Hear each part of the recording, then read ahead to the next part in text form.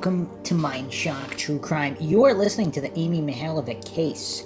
This is episode 5, Conspiracies.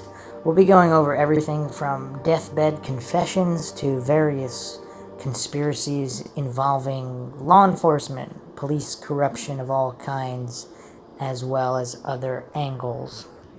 We will be taking a look at possible deathbed confessions that took place in this case, as well as other discussions surrounding the area of where the body was found and why this particular area, individuals in the area, connections to Margaret Mihaljevic that have never before been publicized between these individuals who just happen to live in the vicinity of where the body was found. Just curiosities and coincidences that are just impossible to ignore for anybody doing honest investigation. And what's interesting about this podcast, we're actually going to start with some researchers and psychic angles. And the psychic angle will be going back and forth with what can and can't be corroborated, and certain information that was first mentioned by the psychic that turned out to be true, other information that was known before any psychic was involved, and that the psychic corroborated, either accidentally, coincidentally. I mean, it's all very, very strange. I know some individuals write off psychics. The CIA seemed to think that there might be something to them, spending a lot of money in operations employing psychics. So we still have that big episode coming up on psychics that have actually solved crimes. A lot of coincidence theorists and scientism cultists maintain that psychics, 100% of psychics are all fraud all the time, and they always ask for cases where psychics have solved them. There've actually been quite a number of cases that have been solved by psychics, but that's a topic for another podcast. Here we'll be focusing only on the Amy Mihaljevic case. As always, if you find the Mindshock podcast interesting, you can donate to our PayPal. Just check the link in the description. Help support Mindshock, help us get more podcasts out, keep awareness up, not just in this cold case, but other cold cases. Awareness is, of course, what gets cases solved. Make sure you subscribe to the channel, hit that bell for notifications. Make sure you allow your device to have those notifications come through. Also, like and share the podcast, Twitter, Facebook, Reddit, Patreon. Patrons do get priority for case topic logical analysis, co-podcast requests. You can also be a guest on the podcast depending on your tier. Questions, comments, theories, thoughts, suggestions, rebuttals, debunkings of any kind, leave them in the comment section. And there's also been a number of individuals who have contacted me regarding this case, locals and semi-locals, and some of them have information that has never before been publicized. So again, I am not claiming anything is true or untrue. Everything has been reported to law enforcement that I'm going to mention. What they did with it, I don't know. I believe it was also reported to the FBI independent of local law enforcement. Some people believe that local law enforcement are involved. But as far as I know, the FBI has all of the information I'm going to go over. It's just it hasn't been made public for whatever reason. Let's start off with this post by James Renner himself several years ago on the DNA subreddit, the science of DNA. Not that popular of a subreddit, but interesting post here by James Renner. Mitochondrial DNA and markers revealed in the Amy Mihaljevic cold case. Amy Mihaljevic was 10 years old when she was abducted from Bay Village, Ohio, on October 27, 1989. Her body was found in rural Ashland County on February 8, 1990. Her murder is still unsolved. At long last, we have been given details about the DNA evidence detectives have gathered in the Amy Mihaljevic case. Here's what you should know. 3 hairs were found on or near Amy's body when it was recovered, February 1990. 1 on her body, 1 on her sweatpants, 1 on her underwear. Each hair is from a different person.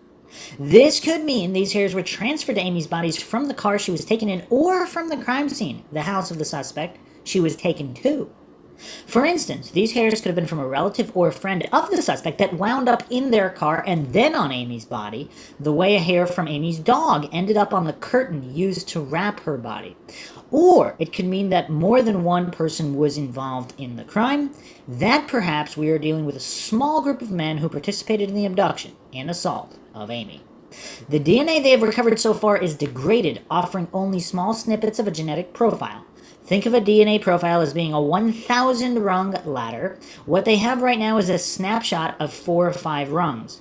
Not enough to connect to a specific person yet, but enough to rule people out. They still have the hairs and are waiting for technology to develop where they feel comfortable resubmitting the hairs for further testing. Another test would destroy their sample, so it has to be good. They get one more chance. You know what else is weird, though? In this day and age of technology, can't they duplicate the hair somehow? Like, clone them in a certain way? I mean, I don't know. Like, also with other DNA samples, can't they just copy the sample in some way before testing it? Again, I don't know. I'm just musing here. This is 2021 now, though. One thing that means a lot to forensic genealogists are haplogroups. These are groups of people who share a common ancestor. When people look for relatives online, they use these haplogroups to figure out who they are related to.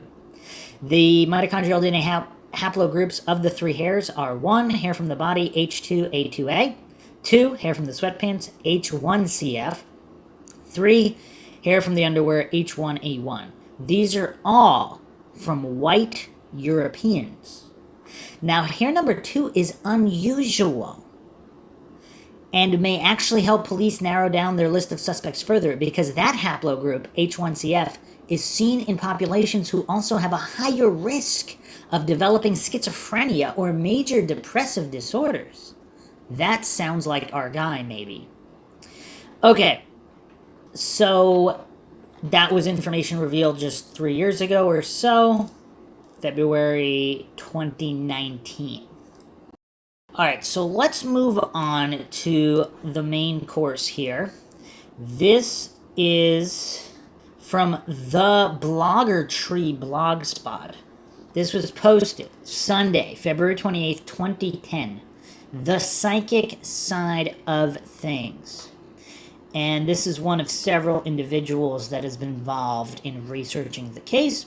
When I first started looking into Amy's case, it was for a college term paper. I had never done a term paper and didn't have a clue as to what to write.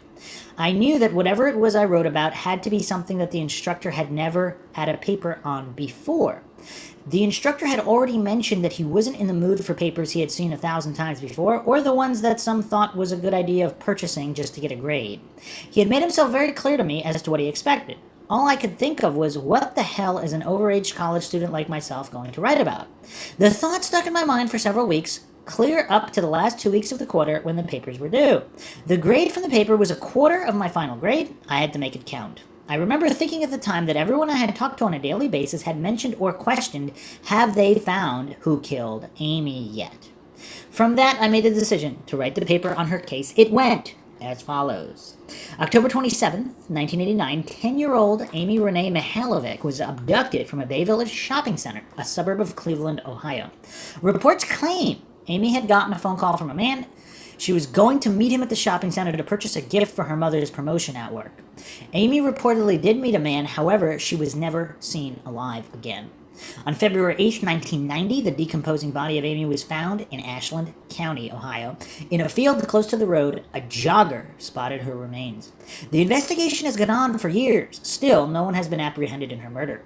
After thousands of leads, it seemed to come down to an impossibility that anyone would ever be charged in the hideous murder of 10-year-old Amy. To me, it just couldn't stop there. Somewhere out there, someone knows what happened late in October '89 to a brown-eyed, blondish-haired child who mistakenly trusted adults. Many people gave me information on Amy. Some were right, some were wrong, but they all were willing to catch a murderer. I decided to track the unknown. Going on speculation and newspaper articles, this case took me from Monticello, Iowa, to New Jersey, back to Little Rock, Arkansas, and then to Pennsylvania and back to Ohio. This is what I found. Let's assume that this was a crime of the occult class people. The pieces would fit like this. Newspaper articles reported that Amy and this man were getting a gift for Amy's mother for her promotion at work. Keywords here are gift, mother, promotion, work. Unmistakably, all these things happened while watching TV one night. Unsolved Mysteries had a woman who was a police psychic working on a case in Monticello, Iowa.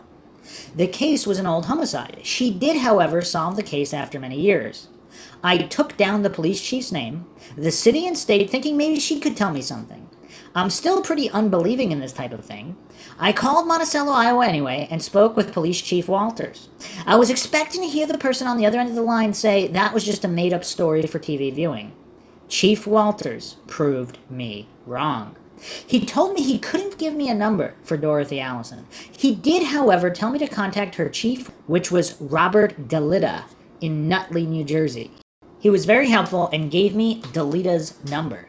I called DeLita and explained to him that I was interested in getting the number of Dorothy Allison so I could ask her about a case here. It was a little girl that I never knew, yet wanted the person or persons brought to justice. Chief DeLita told me he didn't give out her number. It was unlisted. Then all of a sudden he said, "I'll make an exception to the rule this time." I was shocked because there are so many people wanting to talk with her. Chief DeLita gave me 2 numbers and then said, "Tell her I told you to call." I done exactly that. She needed specific information like the time and place of birth, time the 911 call came in, when the body was found, and the county and state she was born in. It had to be written down and sent to her with my return address written in red so she could distinguish it from other items in the mail. Then I was put on a waiting list. Dorothy told me she was working on a few other cases and she went by the age of the child.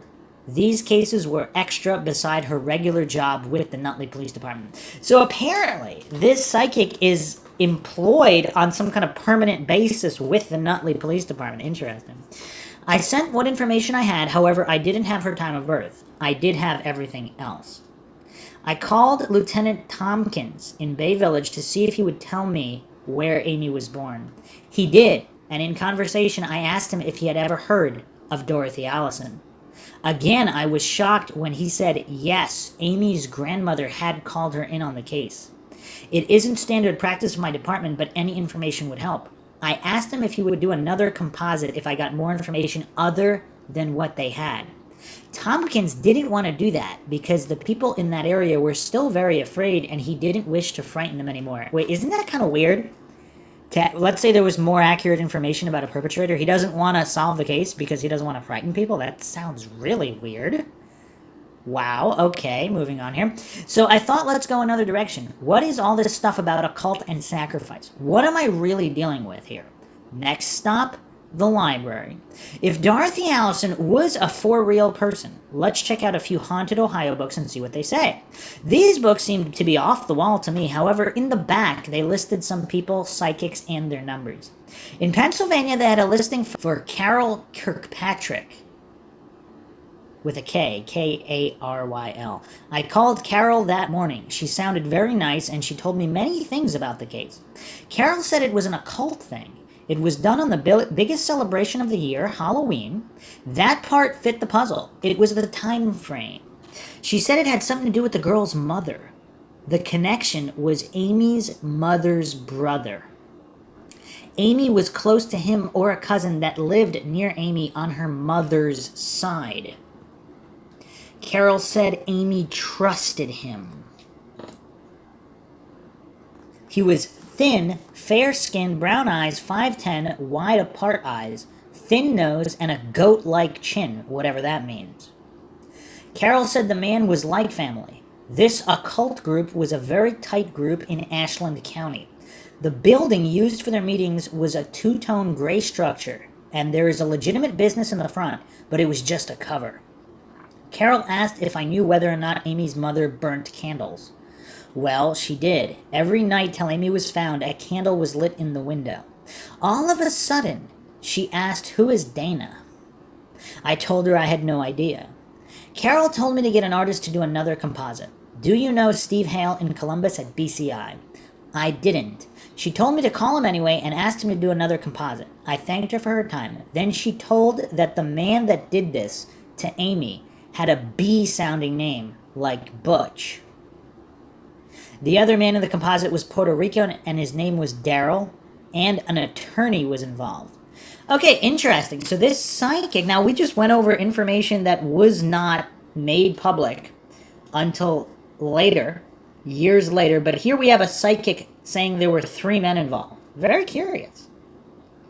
She says one of them was Puerto Rican, according to the DNA from the 3 hairs, though. And again, let's not fall for black and white fallacies. Of the 3 hairs, it's possible one or two might not have been related to the crime. And yet, it's also possible other individuals were involved in the crime, and none of their hair or DNA evidence appeared anywhere near Amy. Or at least none that was recovered. So again, let's not fall for any of these fallacies. Okay, so she's also stating an attorney is involved. Okay, when I hung up, the first thing that came to mind was she is not real. The next day, I called Steve Hale at BCI in Columbus and explained what I was doing and asked if he had ever heard of Carol. Yes, he had. I asked, is she for real? Steve said, very much so. I've worked with her several times.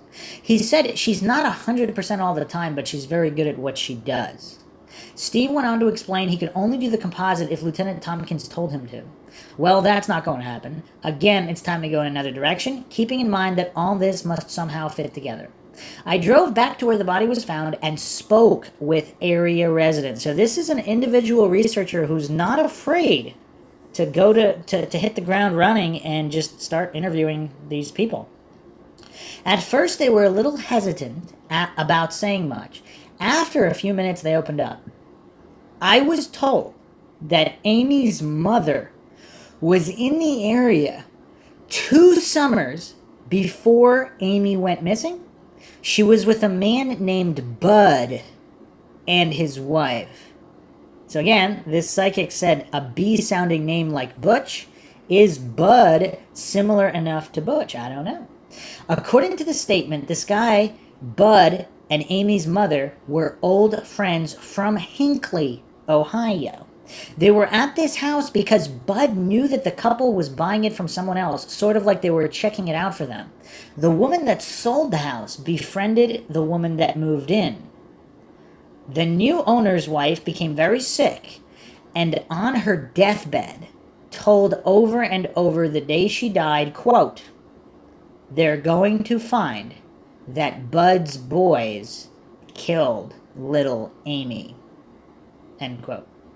So apparently, on her deathbed, the day she died, she was repeating that all day, not just once. This is what is stated here.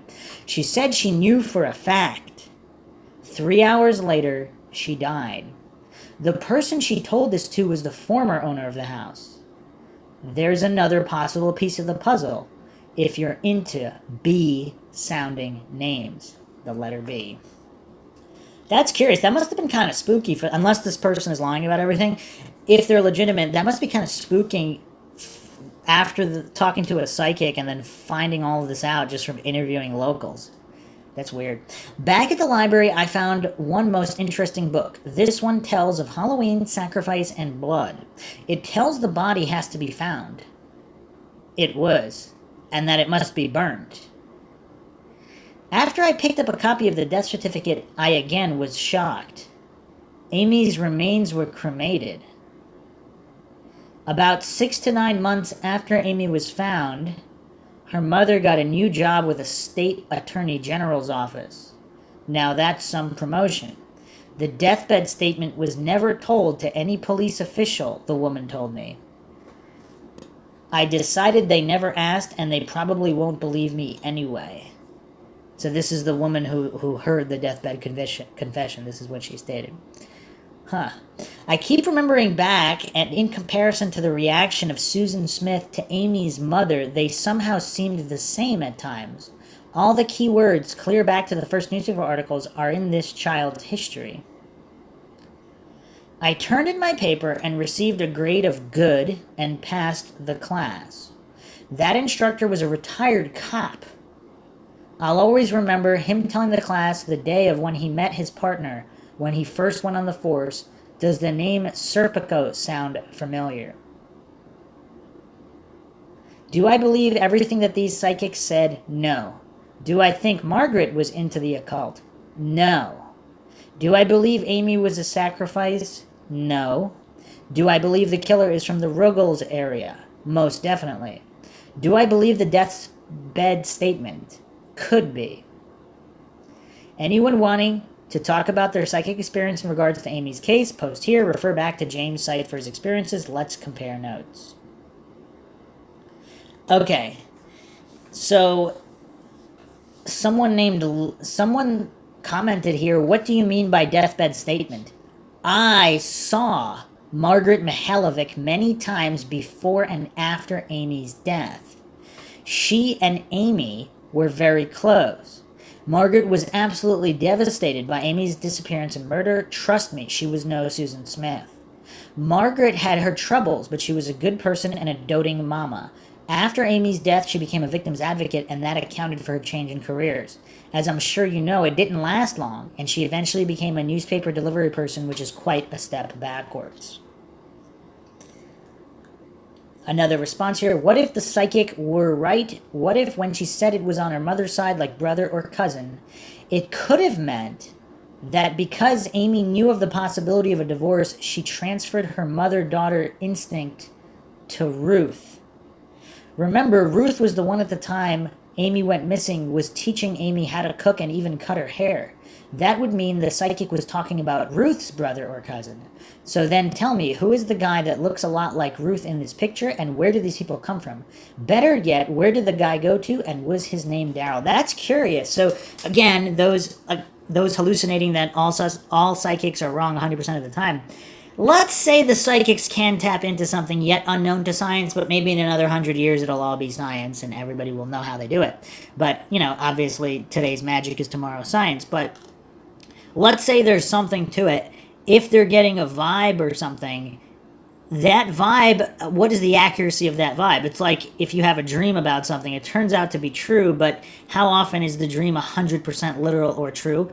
And again, it could be a coincidence, but regardless of whether it's a coincidence or not, why would psychics be able to receive 100% perfect transmissions about anything? That's obviously not how it would work, even if it were true. Obviously, I'm not alleging that the psychics are real.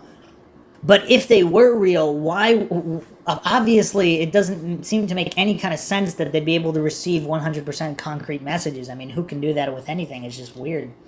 I mean, does any career have 100% accuracy of anything? I mean, it's just really weird.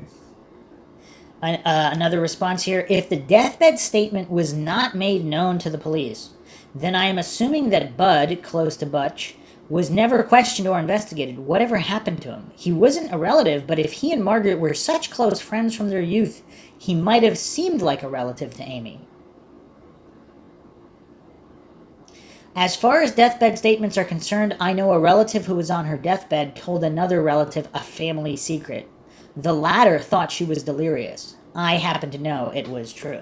And of course, yeah, that's with a lot of things, depending on the nature of the deathbed statement, depending on who's giving the deathbed statement and what their state of mind is.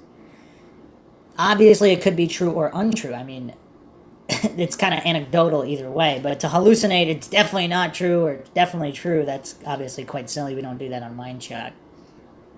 Another response here. I want to clarify my previous post. I'm not saying Bud committed the crime. Did he have children? If the new owner made that statement, it seems like Bud might have known that too. He might have told her and she kept it hidden all those years. Was Bud related to the Matlocks or someone in law enforcement? Uh-oh, now we have an anonymous comment here. To all, Bud is the nickname for Al and Doyle Matlock's uncle, who lived in the house as far as I know. Now, does that change the story? I don't believe he was questioned. He moved. From what I can find on him, he lives somewhere on the lake in Lorraine. I don't know why certain people were told not to talk by the FBI.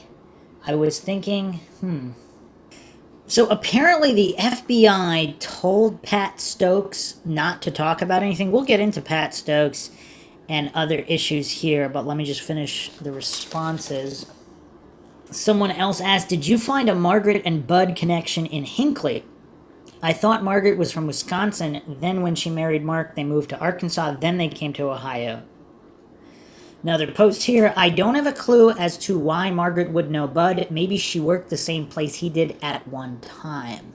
Maybe she worked in a restaurant. He came in a lot. Again, I don't know. Wish I did. As to Margaret's mother, I don't know if she's still living. When I spoke to Dale, Margaret's brother, a while back, she wasn't in good health. Mark and Margaret both were from Wisconsin. Maybe it was his idea to say Margaret was getting a promotion from work, that he at some point did work with her, and told the guy that called her to use that as a ruse to get Amy. Unless he was the guy that took Amy, just a thought. In another conversation with the same psychic, she said that Margaret didn't realize this person was dangerous. Somehow or other, this person is from Margaret's past. I believe this to be a true statement because when I talked to Dale, he had told me that the FBI was looking back a year into Margaret's life for a boyfriend. Dale said he thought they didn't know what they were doing because Margaret didn't have a boyfriend. Dale said that Margaret was going out dancing as she loved to dance, and the guy the FBI were referring to was him. I don't think so. Another post. I think it is interesting that many people from the New London area kept saying they knew Margaret, that she visited the area, or that she and Bud knew each other. Two thoughts kept crossing my mind. One, what are the odds of Amy's body being dumped near or next to the house of someone Margaret knows?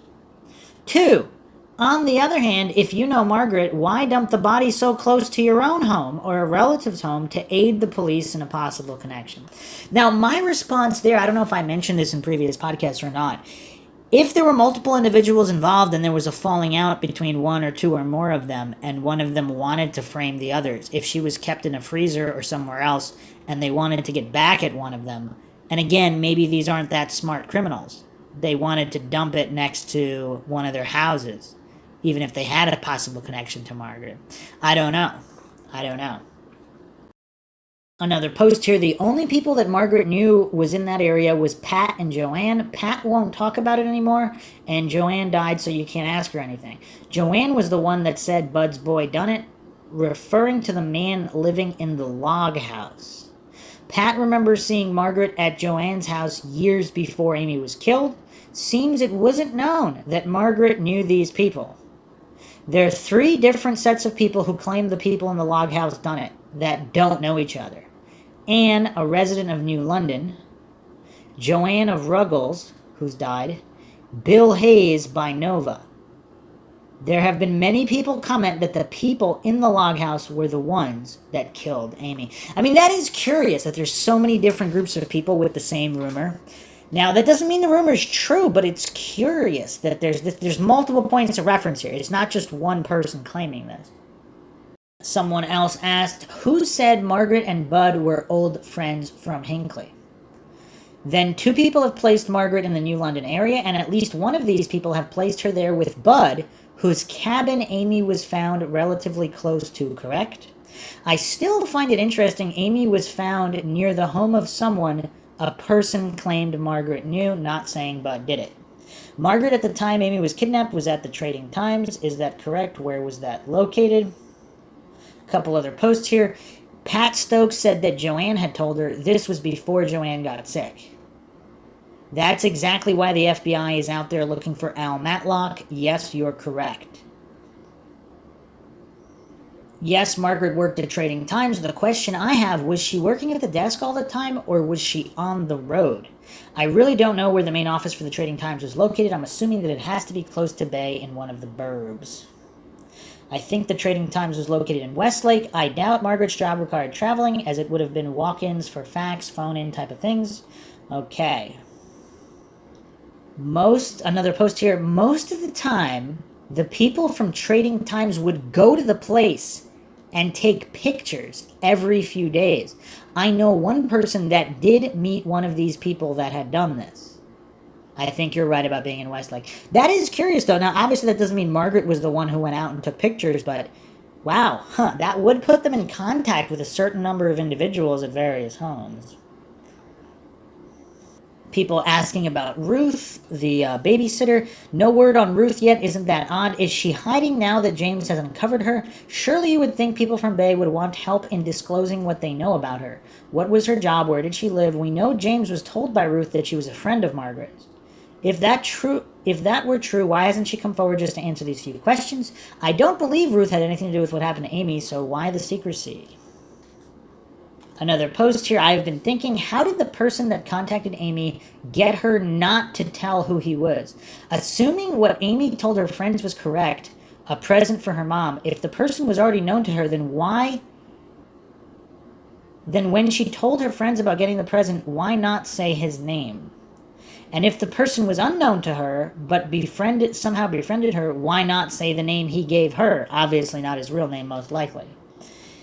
I mean, that is curious as well, unless she did say his name to her friends. Someone responded here, he probably didn't tell her his name. I think she told her friends that she was meeting a friend she hadn't met yet. If she already knew him, she probably would have recognized his voice and volunteered his name. When she saw him, she may have recognized him from somewhere because he was probably watching her for some time. She might have felt it was all right to leave with him because he seemed familiar. If Amy was really seen in the New London area the day after her abduction, I wonder how she was threatened to keep her from running away. Another response here, I think that Amy may have been drugged. She probably was scared to death and didn't know which way to run, or maybe thought he might hit or catch her if she did run. It's really hard to tell. The man that thought he saw her was certain. When he heard of her death, he cried because he tried to tell New London police and they wouldn't listen to him. And I've talked about that guy before in the previous episodes.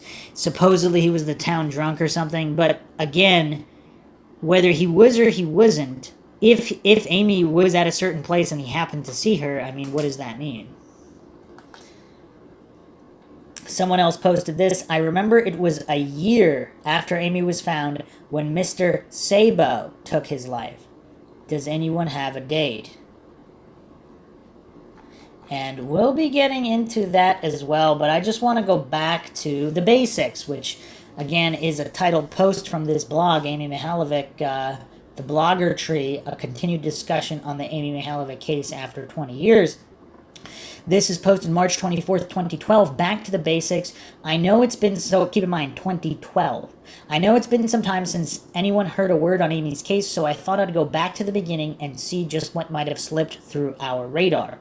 1. Spatzel said, quote, we found a yellow gold fiber at the recovery site, possibly from a 79 Ford or a camper, end quote.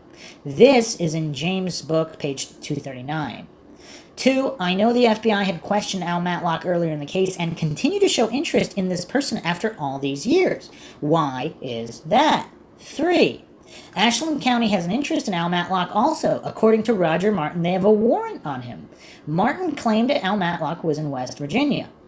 4. Doyle Matlock and Al Matlock did have a cousin that lived on the corner of County Road 1181 and 126. Another curiosity there.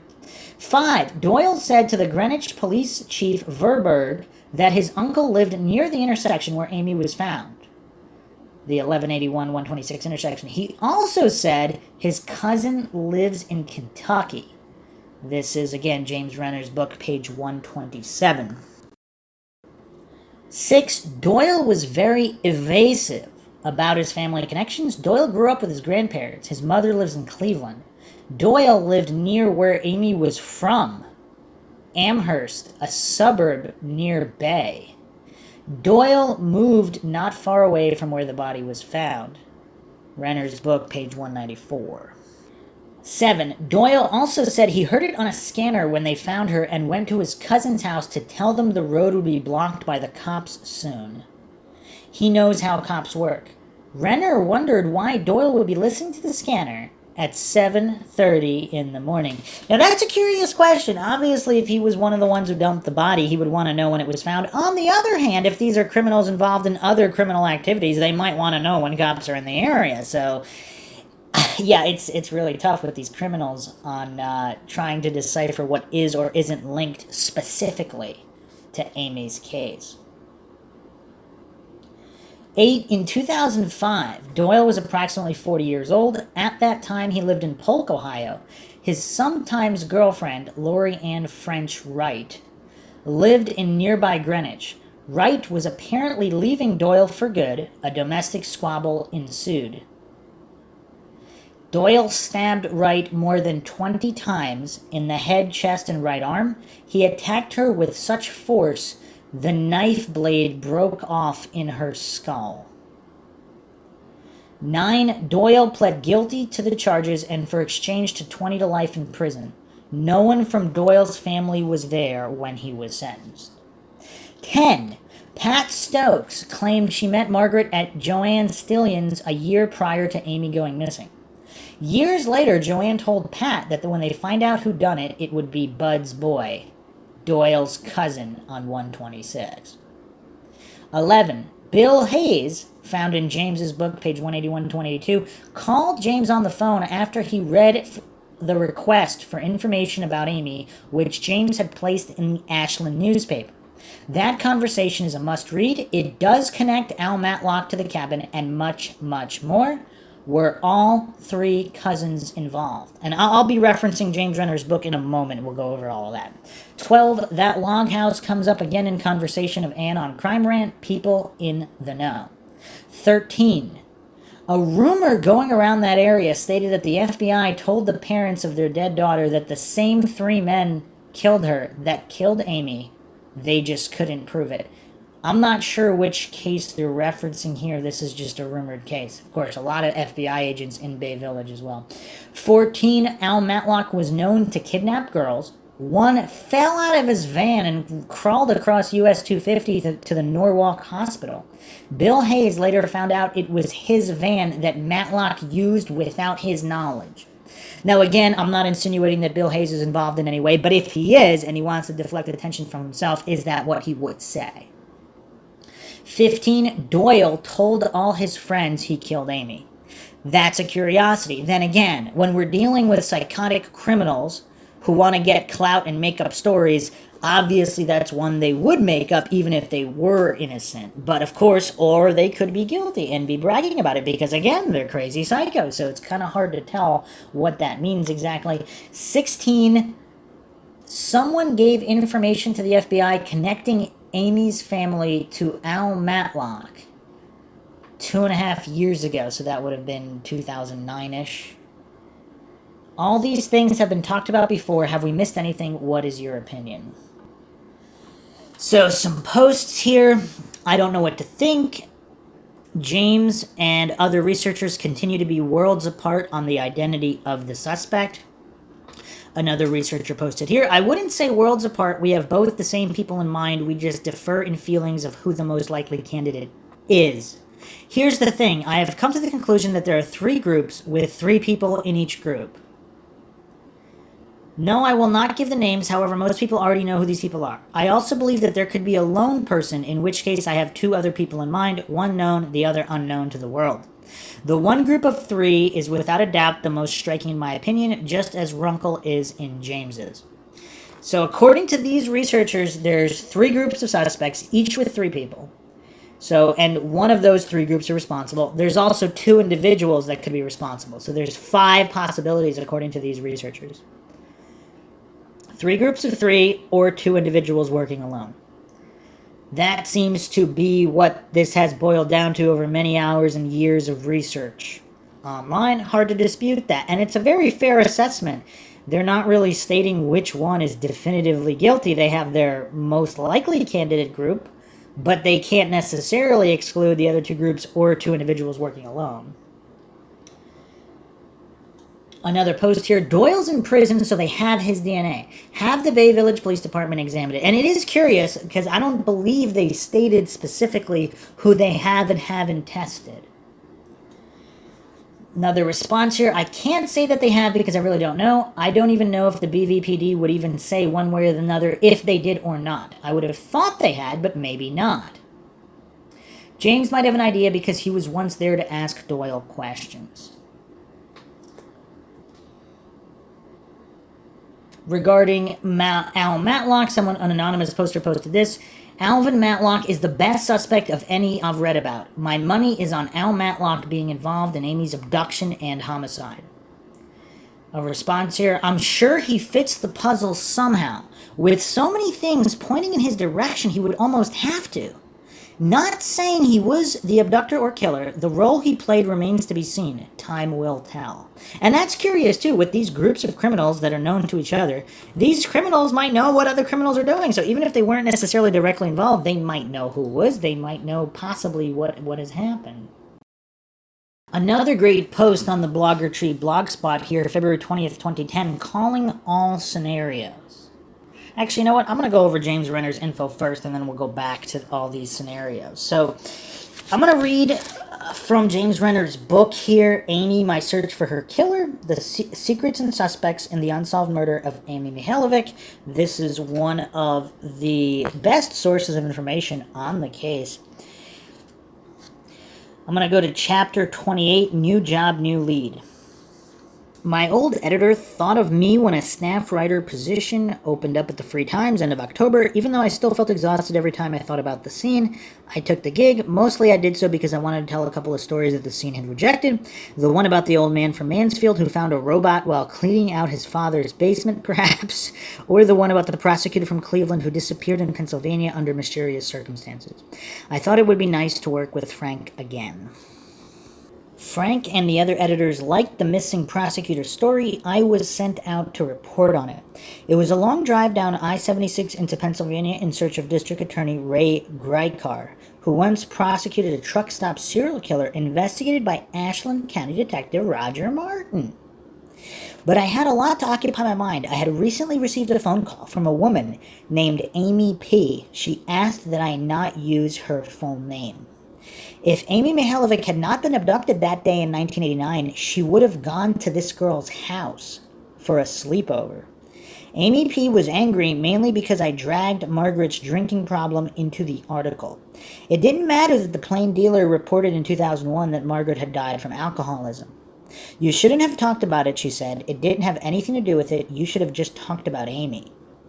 I told her when it came to tracking down Amy's killer, I didn't really care if I upset a few people. I told her if all the information was spread out on the table instead of locked in some closet, maybe the solution would present itself. I may not be the person who solved this case, but if I wrote everything I discovered, perhaps it would make enough sense to the individual who's holding the missing piece of the puzzle. What can you tell me about Amy? I asked. She was a very intelligent girl, Amy P. said. I don't know. She would have gone with anybody she didn't know.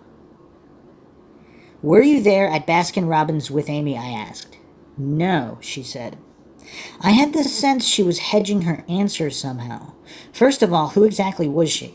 She was in the Bay Village yearbook, sure, but why had I not heard her name from Amy's other friends? Did you know Christy Sabo or Kristen Bis? I asked. I played baseball with Bayless. Yeah, I knew Sabo. Heard she was a stripper right after high school. At least Christy Sabo never hedged her answers when she talked with me. She had more reason to distrust reporters than this woman did, and she was always open and honest. I was done beating around the bush. You weren't in the plaza that day, I asked. You sure about that? I wasn't. Now, ask her to give you a name and she'll do it just to get you off her back. The swarmy voice that lives inside all writers said to me, she's scared. It couldn't be more obvious. Give it a try. You told me Amy was going to a sleepover at your house that night, I said, but you weren't walking with Amy to the plaza after school. You weren't just going to spend the day with her. No, she was going to come over later. But you also said you didn't know about this meeting she had with this man that picked her up. She told Kristen Bis about it, but not you. She never said 2 words to me about it. That doesn't make any sense. What did she tell you she was doing then? I don't. Who was at the plaza that day if you weren't? Who was with Amy? Without even a pause, without an ounce of hesitation, she dropped the name I had searched all of Bay Village for, the witness to Amy's abduction. Just past the Pennsylvania border, my cell phone rang again, rousing me from a daydream of revenge. The caller had a 419 prefix. That meant it was coming from Ashland. It was a man named Bill Hayes. He lived in Ashland County, and he kept my newspaper article from the Times-Gazette with him for a week before he summoned the nerve to call. I knew a gentleman of a shady character, he began. Though I wasn't the greatest person myself, in my own little cheap way, I was hurting people too. I never had anything to do with physically harming anyone, but I was into the drugs and booze and all that for a while. I guess I'm one of the misfits of Ashland County. Look, when all that went down with the girl being found out there, my wife, she wasn't my wife then, though, I cried to my wife, I knew this guy, name of Matlock, friend of mine. This Al was picked up and questioned by the cops. When they found that girl's body, Al was at the log cabin a couple 100 yards away. His cousin lived there at the time. We got pot in that cabin from Al's cousin one time. If you watch the news footage from that day, they were shooting the field from a helicopter. You can see Al's white Ford Pinto parked at the cabin. Anyway, a couple weeks after they found the body, me and Al, were out on a drunk. We went out, got some beer or something like that. I was in the passenger seat of that Ford Pinto. After a while, I noticed we were stopped. He said, "This looks like a good place to smoke a joint." So we started smoking, and then Al says, "That's where they found that little expletive. That's where they found that little expletive, that little expletive." Well, I started to sober up real quick when he says that, and that's when I noticed he has us parked next to the place where they found her body. I said, What the expletive are we doing here? They're watching this spot. Get me the expletive out of here now. We'll go to jail if we sit here. Al, she's dead and forgotten about, he says. From that day on, it's bothered me. Why would he even talk about her like that? Good question, I thought. Did Al have any connections to Cleveland? Well, one time we got together and he and his friends, Dave and Sandy, had some really good pot. Where, I asked him. Cleveland, he said. It was in Westlake, though. Sandy was a really pretty woman. She offered me a drink and this and that. Meanwhile, Al and Dave, them two, were off by themselves. They were whispering. "Don't worry about it," I heard Dave say to Al. "Nobody's gonna know nothing." I think all this happened over about 2 months, and it's been 15 years now since I had a drink. Is there anything else you can tell me about Al Matlock? I asked. He thought for a moment. His aunt, the one he was living with out there, she made the best sausage and biscuits, but she made it out of squirrel. It was absolutely delicious. Man, it was the sweetest meat. I made a pig of myself. About Al and his business with the body, I said. I was told the cops found his coat by the body, Hayes said, 50 or 100 feet away. His name or initials were sewn into the coat. Of course, that could be a misunderstanding. After all, AM stands for both Al Matlock and Amy Mihaljevic. The symmetry gave me goosebumps, though. I knew in my heart all these years that Al was involved, he said. I was beginning to believe him. So here's another curiosity, though. If someone is trying to frame Al Matlock, would they not leave a jacket with his initials somewhere near the body? And how can it not be clearly stated whether it was or wasn't her jacket? I mean, there's a lot of problems here. Chapter 29, The Cavalry. Al Matlock was nowhere to be found. I was also having trouble finding an address or phone number for the woman who, according to Amy P., was a witness to Amy's abduction, a young woman I'll refer to as Maddie. So I called in the cavalry. Without a doubt, the smartest thing I did as a reporter was write an article about a private eye named Mike Lewis. Lewis ran an outfit called Confidential Investigative Services and was kind enough to tell me stories of cheating spouses for a special Scene Valentine's Day news piece. The article generated a certain amount of business and made Lewis happy. Let me know if there's anything I can do for you, he said. I need help finding a few people, I told Lewis, and I reached him by phone in November. When I started to tell him about Amy's case, he stopped me short. Can you meet me at the Bob Evans in Willoughby tomorrow night, he asked. I'll bring my partner along and you can tell us both about it. Meeting a pair of private investigators in some public place really puts a different spin on the whole restaurant experience. For one thing, how often does this happen? How many of these couples we sit next to at a Longhorn Steakhouse or Applebee's, how many of these couples are actually a detective and his client, some spouse worried about a cheating husband? Secondly, there's this game Lewis and his partner like to play. "Looky there," Lewis said. "He's a big man with muscles pushing out of his shirt under a thick neck." He was smiling, though, looking at a table behind me. As he said this, Lewis nudged his partner, a young man, probably not yet 30, with short dark hair and not enough stubble at 5 in the evening to require shaving. I followed their gaze to a middle-aged man sitting across from a middle-aged woman. Lewis's protege nodded. "Uh-huh," he said. "What?" I said. "They're having an affair," Lewis said. I looked at them again. To me, they appeared to be just another couple out for a cheap meal. "How can you tell?" Lewis shrugged. "It becomes second nature," he said. "It's in their body language. The way she touches his hand whenever it gets close to hers, the way he looks at her and then around at the restaurant. Married couples don't work like that." God, that depressed me. I looked around the room at all the secret perverts on secret dates. That stuff will make a person paranoid. "Tell us about Amy," Lewis said. And so I did.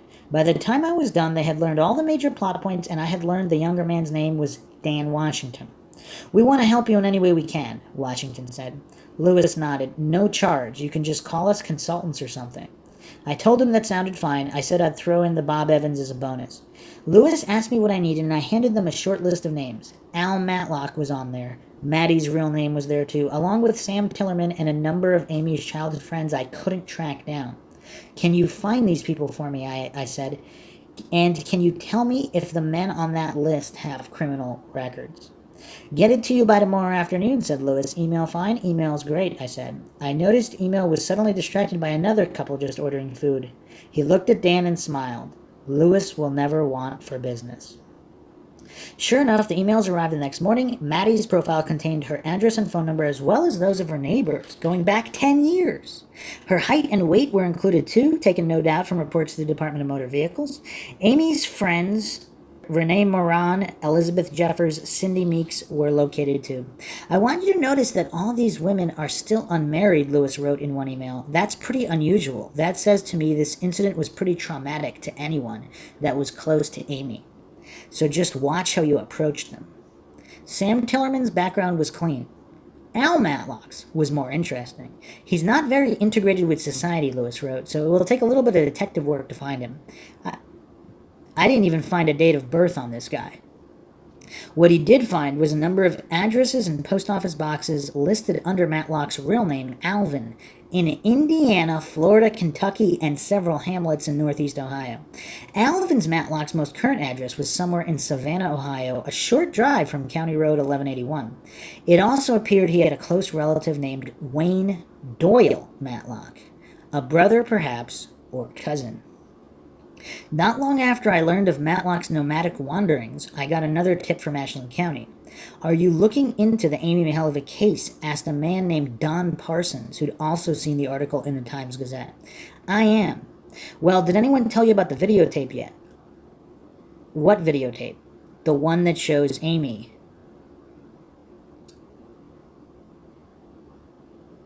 "Are you saying you've seen a video of Amy Mihaljevic?" "Not me," he said, "but I know people who did. If you come out here, I'll give you all the proof you need."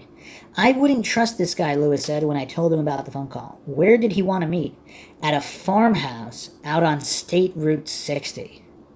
"No, might be an ambush for all we know. This guy could be Matlock himself. If you're going out there, we're going with you." "You wouldn't mind taking a few hours out of your day?" I said. "No," Lewis said. "Sounds fun." Even though I wasn't a week into my job at the Free Times, Frank let me take off for the afternoon to search for evidence of Amy's murder in the Ohio backcountry. My adrenaline was already amping up. I drove out to meet Lewis and Dan at a suburban Applebee's. I left my car behind and climbed into Lewis's Lincoln Town car. It smelled like a vehicle that was lived in. Not bad, but musty. Most of their job consists of late-night stakeouts. With the windows tinted as strongly as they were, it's likely they could go unnoticed for as long as they wanted. "Ready?" Lewis said. Beside him, Dan looked as excited as I felt. It seemed like a bad omen to me. No way could it be this easy. No way were we driving out to take down Amy's killer today. "Yeah," I said, "but I don't carry any weapons, not even a pocket knife." "Dan, you packing?" Lewis asked. "No," he said. "That's all right," Lewis said. "I am. Let's go."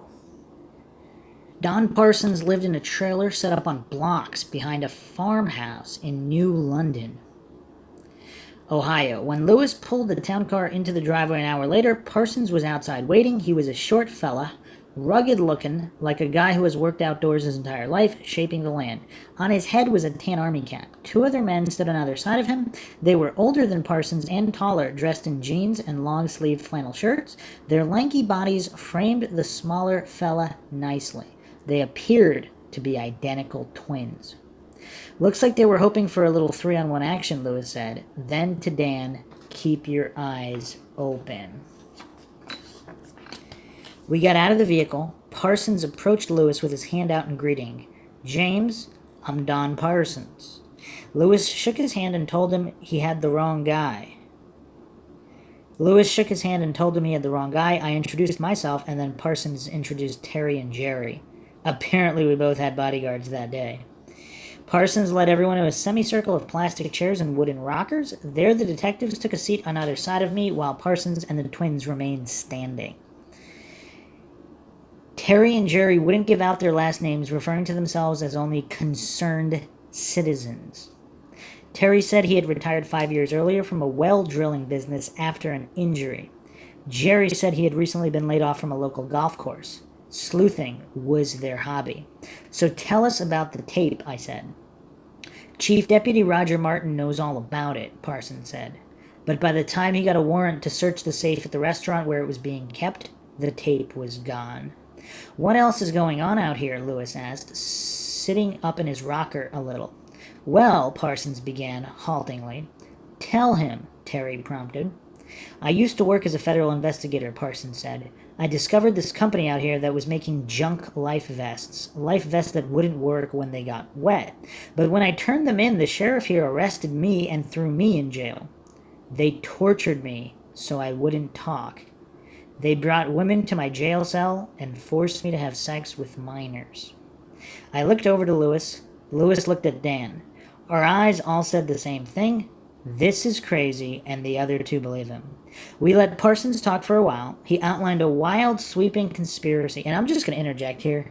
Is it possible they wanted to, again, either threaten James Renner or do something to him for investigating this when he showed up with these two other guys? They had to change their plan. Who knows?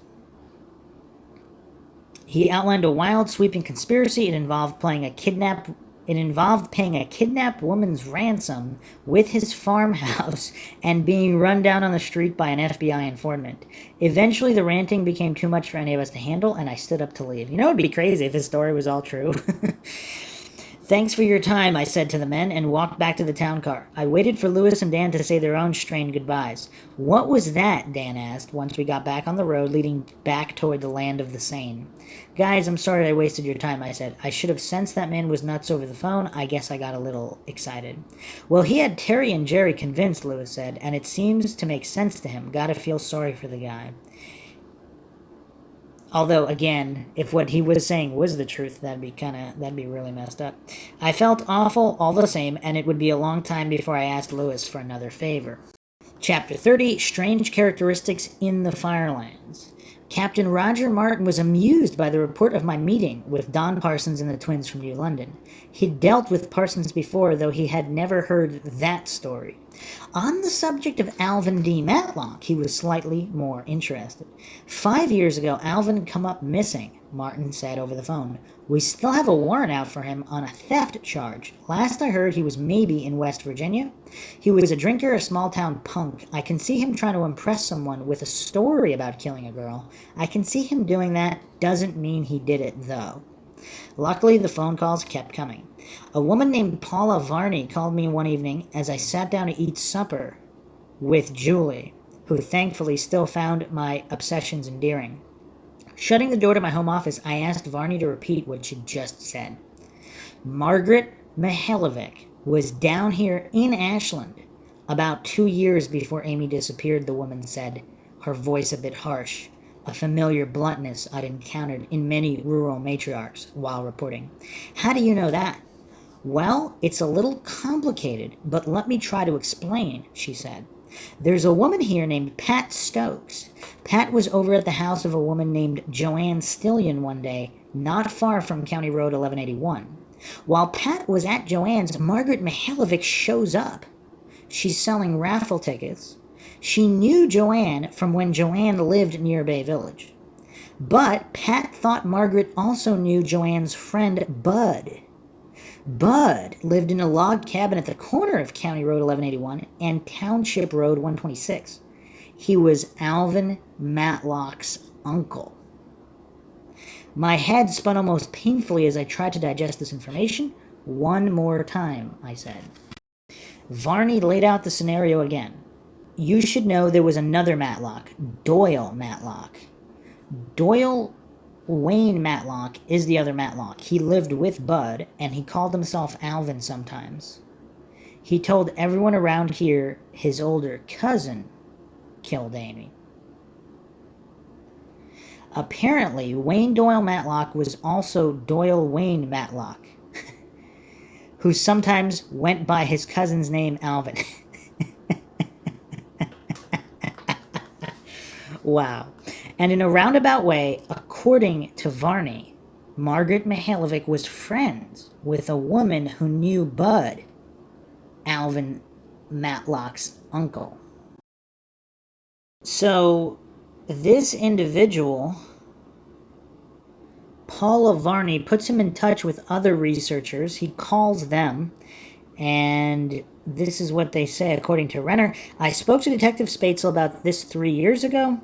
Mark said he needed a connection between Amy and Matlock, any connection. And then I read your piece in the Times Gazette. You called Amy a ragamuffin. That right there, it reminded me of a comment Al Matlock made. Quote, "No one cared about that kid anyway," end quote, he said. Like she wasn't all made up like a girl, you know. A woman I knew, Mary Johnson, thought she had information for the FBI too, so then we called them together. Mark Spatzel and some other guy, Gary maybe, met us at Mary's house 3 years ago. Mary told them about this guy she met at a flea market in Marion, Ohio. Told her he had to move. So she decided she would let him come live with them. She had 2 daughters of her own. Then one day, this guy took a kitten, hung it on the top part of her bed, and then pleasured himself on the sheets. When the police went to get this guy, he had taken an overdose of drugs and liquor. So Mary wanted to tell Spatzel about this guy, and I wanted to talk about Margaret being down here in Ashland. Mark wanted to know if we knew anything about Matlock. Only more questions. All I could make of it is that Varney and others strongly believed Margaret Mihaljevic had been seen at the house of a woman connected with Matlock's uncle. I called Varney back for further clarification, such as there was. The day Joanne Stillion died, she told Pat Stokes that they'll find out it was Bud's boy that killed Amy, she said. I didn't see Margaret myself, but Pat Stokes did.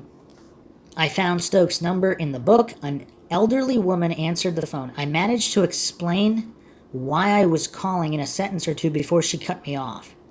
I don't think they want anyone to know about that, she snapped. I talked to the FBI, and they said not to talk about it.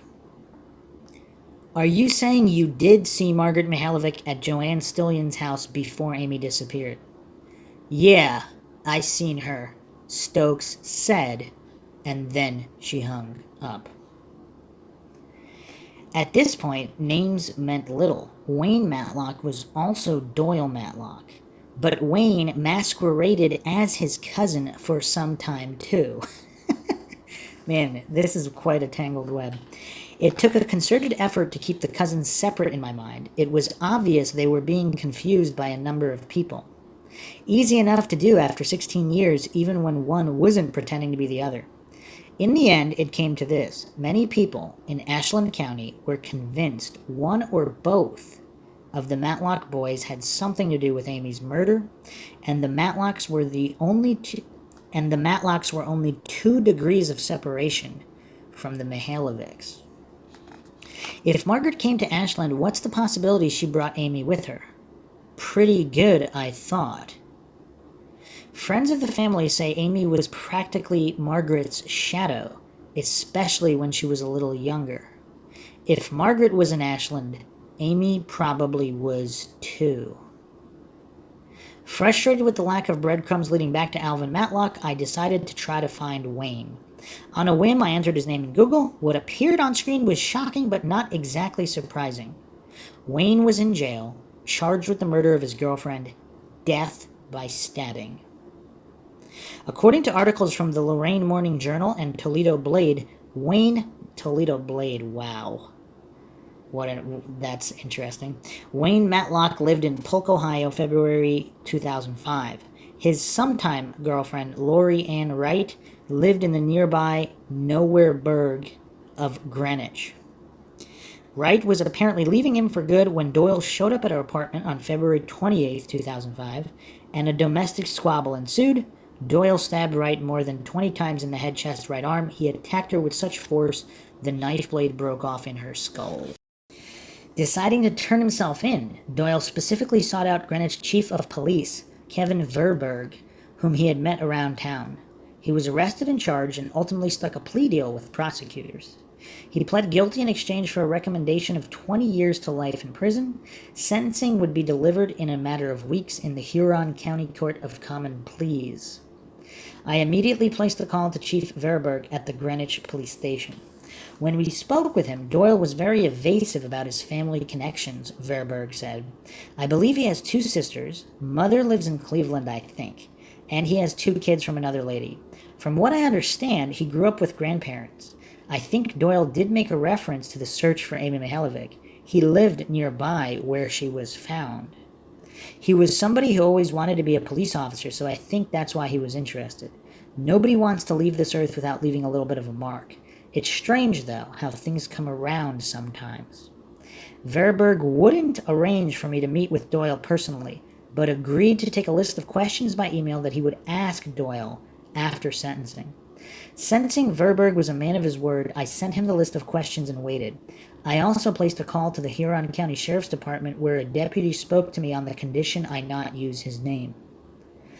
Doyle originally lived not far from where Amy was from, and then moved not far from where her body was found, he said. Are you saying Doyle Matlock was from Bay Village, I asked. Amherst. Indeed, it checked out. Doyle had lived in Amherst, a suburb near Bay Village. Wow, James Renner really can't get away from places named Amherst in his cases. Doyle had lived in Amherst, a suburb near Bay Village, where Amy was still alive. I found his father still living in Amherst. Bud was apparently not his father or Alvin's uncle, but a relative of another sort. The father didn't want to talk about Wayne, and he hadn't seen Alvin in many years.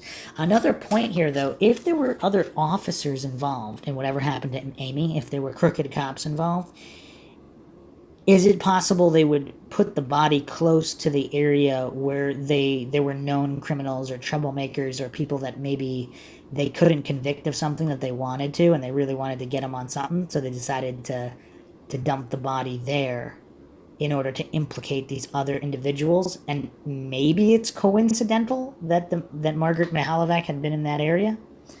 Or maybe not, because the police officers might have known Margaret as well. We'll be going down some other theories as well, but let's continue on here. In the weeks leading up to Doyle's sentencing, I made another trip out to Ashland County to visit with Paula Varney to learn more about the Matlock's connection to Margaret Mihaljevic. Varney owns a small shop that sits off State Route 224 at a crossroads that sees little traffic. Most days, her husband mans the counter selling tobacco enhancers and water pipes and blacklight posters while Varney watches TV in the section of the store they have converted into their home. I sat in their living room several feet behind the bongs and other merchandise and spoke to her for half an hour. 6 years ago, a guy from Bay Village came in here on his way to visit his aunt, who lives out on 126. He saw the poster of Amy and then the composite sketch of her kidnapper that I had hanging behind the cash register. He said, "Yeah, I know that guy." Varney described the man for me. He was about 5'9", dark hair under a ball cap. He had a boyish look to him. He said a cop was involved in it. Said Amy was held at the cop's house. Then he grabs this pad of paper and draws me a map. I had heard the cop rumor before, but didn't lend it much credence. All the cops in the city were accounted for that day. Most of them were in a meeting at the town hall. But I took a copy of the map and filed it away. It sat forgotten in the back of a folder for many months. And that's another thing, too, because a cop would know where all the other cops were. So if they were all out of the way in front of the police station, perhaps a cop could have done what he had done. I mean, if there was any case where you might suspect a police officer might be responsible, I mean, this one kind of fits the bill.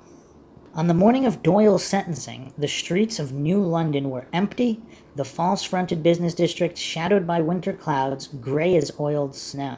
The Huron County Courthouse is an old building, marble and concrete, and inside it's kept suffocatingly warm. On a wall on the second floor was a sectioned mural depicting rough-hewn landscapes of surrounding towns, including Greenwich, New London, and the section of Ruggles where Amy's body turned up. It was a giant painted history of Huron County titled The Survey of the Firelands. A plaque underneath reads as followed: in the summer of 1808, Almon Ruggles started surveying at the southeast corner of the Connecticut Western Reserve, previously established by Maxfield Ludlow. The survey then continued eastward. The field books of both Ludlow and Ruggles express the difficult task that these men performed. One entry that illustrates this was found in Ludlow's notes describing the area in the Willard Marsh. Quote, "Sat a post in hell. I have traveled the woods for 7 years, but never before saw so hideous a place as this," end quote. I mean, that's really dark and ominous. I mean, what makes this random marsh in this area that dark and ominous and hideous? I mean, it's kind of weird. Amen. As I waited for the courtroom to open, a man in uniform ascended the stairs and walked towards me. He was an older gentleman with narrow eyes and a pleasant, just-my-job expression. The gold plate on his shirt read, "Verberg." "Chief," I called. "Ah, yes, nice to meet you," he said. "They just brought Matlock in. I've got your questions. Should be time afterwards for me to speak with him a bit. Is this a rare thing for your town, for Greenwich? Murders, I mean?" "Been busy lately," Verberg said. "Something in the water." I meant it to sound tongue-in-cheek, but he nodded seriously. "I've heard that recently," he said, beginning to think maybe there's something to it. Verberg walked into the courtroom then. I followed close behind.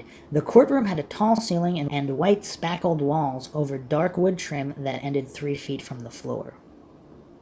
Large glass globes hung from the ceiling like dim planets. Seated just in front of us were 3 men in orange jumpers. Not having seen a picture of Doyle before, I couldn't tell which one was him. Doyle was scheduled last, so I was forced to sit through the sentencing of a man who had raped his daughter, and of another man who had been caught with a crack pipe shortly after his release from prison. I can't imagine the spiritual strength it takes to work as a lawyer or judge or policeman.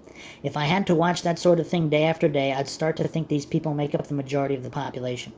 I'd rather continue to believe such people are the exception, not the rule. Finally, it was Doyle's turn. He stood up, and for the first time I caught a good long look at one of the Matlock boys. Doyle was diminutive, probably not much more than 5 feet and a couple inches, 140 pounds dripping wet. He had curly dark hair. His lawyer told the judge that Doyle had been in jail for exactly 313 days since the crime. Doyle had turned 40 just a day before. When it was his turn to say something, Doyle mumbled, "I just want to apologize to the court and everyone who cared about Laurie." From behind me came muffled sobs from Laurie's family. No one was there for Doyle. The judge gave him 25 to life with a flick of the gavel, and the room emptied. Doyle was led through a separate door. I left too. I talked to Matlock for about 3 hours, Verberg said over the phone a few days later. I tried to get him to talk about Amy Mihaljevic. He said his uncle lived near the intersection where Amy was found, 1181 and 126. His cousin lives in Kentucky. It was a little bit weird. He broke down a couple times toward the end. I think that was just the realization that his life is determined for the next 25 years. I don't think he'll survive in prison. Did he say anything more about Amy? I asked. He said he heard it on a radio scanner when they found her, Verberg said. He went to his cousin's house to tell him the road would be blocked by the cops soon. He knows how cops work. 2 questions came to me then. First, why had Doyle been listening to a police scanner at 7:30 in the morning? Second, why did he want his cousin to know that the road would be blocked? Did he want his cousin to leave? Chief Verberg, however, was fresh out of answers. Alright, so that's all for now from Renner's book. I went over some of that information before, but I thought a refresher was in order, and some of it I might not have gone over. So we have the Matlocks here. We have the Bud/Butch situation. I mean, this case kind of mirrors Maura Murray's in certain ways, but let's continue here with the Calling All Scenarios post on the Blogger Tree blogspot. Amy Mihaljevic continued a continued discussion on the Amy Mihaljevic case after 20 years. I'd like to state here first that I have turned in my summary of what this case looks like to me, in other words, my opinion. I have not heard back anything and don't expect to. It doesn't work that way. I turned it in just a day or two before the 20th anniversary. I do admit you will have to take some of it with a grain or two of salt as I did. Some things matched other things so perfect, yet so far out that I could not or would not exclude them. 1. I have reason to believe that whatever Margaret told the police to start with caused the problem in the very beginning. Was it? A. Margaret was getting divorced. B. Amy's father was a different man. Amy received a phone call. Was it from A. a complete stranger, B. a stranger driving a white van, C. someone in the family, D. someone who befriended the family? Where was Amy taken from? A. the shopping center. B. she jumped in a car driving by. C. Amy just strolled across the street onto Dover Center Road. D. walking back to get her bike at the school. Although there's other options. Some people believe that she went into the bowling alley. 2. Was Amy taken to A. the house in Bay Village across from the police station? And that'd be kind of crazy, because if she was abducted from there...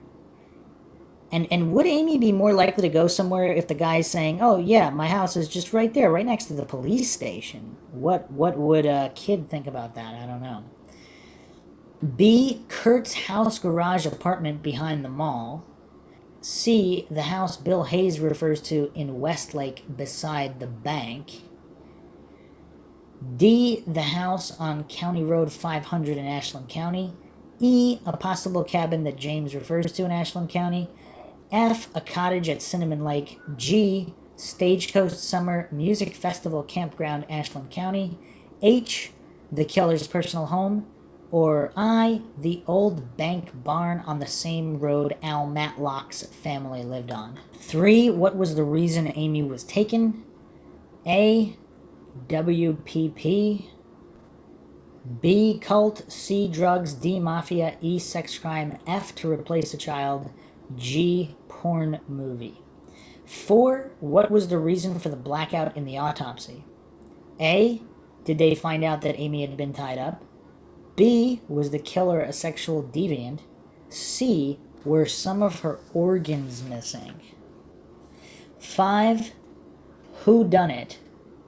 And then there's a long list here of all the usual suspects, plus some unusual suspects. One of which is the invisible boyfriend FBI claim Margaret had. And it's kind of curious on what made them think that. Were there just simple multiple witness corroborations that she was out with some guy and it was the same guy? Also an interesting asterisk here. Let's not rule out a female. And that there is a chance that it was accidental. Wow. Huh. That's curious as well. I mean, why would they kidnap her? I mean... Yeah, I mean, I guess, yeah, there might not have been an intent to murder, and if it was one criminal and then he wanted other criminals got in on it later or something of that nature. So, a post here, my take, Amy knew who was calling her. He knew her well enough to gain her confidence. They agreed to meet that fateful day. Amy walked up to the black van. The person told her to go wait by the ice cream shop, because they can't be seen together. A friend of his will come by and get her. They walk to a nearby house. The black van person will meet them there. Wow, that is very curious if she quickly stopped by to talk to somebody that was unnoticed, and then she went further along, and then someone not known to her in the sketch was the one that is going to go take her to someone that is known to her. That actually solves a lot of variables. Huh. BVPD said that Burns had to have been mistaken by recalling the gold-colored car with Runkle, allegedly, and Amy in it. BVPD must have some other idea as to why Burns was mistaken. Perhaps an eyewitness saw them walking together is why they are so adamant that Burns is wrong. Amy calls her mother from the phone in the home where she is. Her captors coax her into it. Margaret comes home frantic. She goes to the BVPD, explains that someone she is close to is involved in the WPP. Everyone jumps into action. Amy is en route or in Ashland County. My guess at this point is that there are at least a minimum of 3 to 5 men involved in this. Someone wanted Amy specifically, perhaps because of her ease of access or to hurt someone in the family. Was she tied up or drugged during this? Probably. If at this point Amy is seen in the Ashland area sitting outside by herself, she definitely knows her captor. Why is she not running? What is keeping her with him? It's someone she knows very well from Bay Village. It's odd if it was a sex crime and she was not violated. I'd say she was violated in some way, they just aren't saying. If it was sex-related, there had to have been a ring of pedophiles that regularly networked. It could have been via the internet/Usenet. I suppose that's possible. It wasn't that popular in the 80s, but there were some people on it. At some point, she struggled and fought back. They hit her on the head, and now they have to get rid of her. If it was the house on County Road 500, you're going to have a lot of commotion in a small amount of time. Someone would have noticed. Perhaps they did. Amy is found with Al Matlock's coat nearby. How close was his coat to her body? That coat is returned to him, and that's one of the most mind-shocking things of the case. Who returned Al Matlock's coat and why? Now you have a major cover-up. People die in very disturbing ways, disappear, go into hiding, stay silent. Now you have a family left with this devastation, and they remain silent. Yes, Margaret did her best. May she rest in peace. What about the rest of them? I find the lack of action incredibly odd. And regarding WPP, that's referencing a witness protection program. We haven't specifically talked about that, but there was FBI activity in Bay Village, and apparently there were various witnesses being protected for various cases in the area. And some people actually believe that because of that, something got compromised. Amy got caught up in it, and they couldn't really solve it because someone in the witness protection program was somehow compromised in that whole mix-up. Weird. Again, no idea whether that's true or not, but some people actually believe that the Mihaljevics themselves were in some kind of witness protection, which is weird. A comment here: if they were in witness protection, wouldn't they have to give up their old life? But Margaret went to Vegas to be with her mother. Even if after Amy's death they broke cover, don't you think more of their past lives would have come out? A response here: not that the Mihaljevics were in witness protection. Perhaps someone closely associated with them may have been, such as a person who was in the home but not related by blood. I'm assuming they're talking about Ruth, the babysitter who was friendly with Amy and who apparently was not known to anybody until James Renner discovered her. Rumors have also stated that Amy may have had a different father who was in the witness protection. I mean, this is getting really crazy now. But, I mean, if it's true, does that explain why the case hasn't been solved? Keep in mind, something has happened or was said by Margaret to the BVPD when she went to them with the initial report of Amy gone missing, caused them to take immediate action, unusual, and the influx of FBI agents from the start. I just thought of something. Perhaps BVPD had a report prior to Margaret coming in to the station to report Amy missing that told of seeing a young girl in the company of a man and a struggle was taking place. Or maybe seeing a young girl pulled into a vehicle. Wow. That is a curious theory. Wow.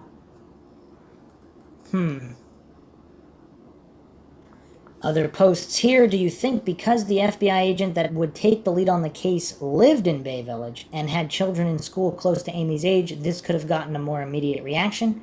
Is it possible they did have a report of seeing a girl being taken, but they did not have an official ID on the girl until Margaret went to the police to confirm her daughter was missing? A response here. I don't believe the amount of FBI agents in the area had anything to do with them claiming jurisdiction. Something happened that made them believe she was kidnapped and taken across state lines. Or perhaps, again, if the Witness Protection Program angle is accurate.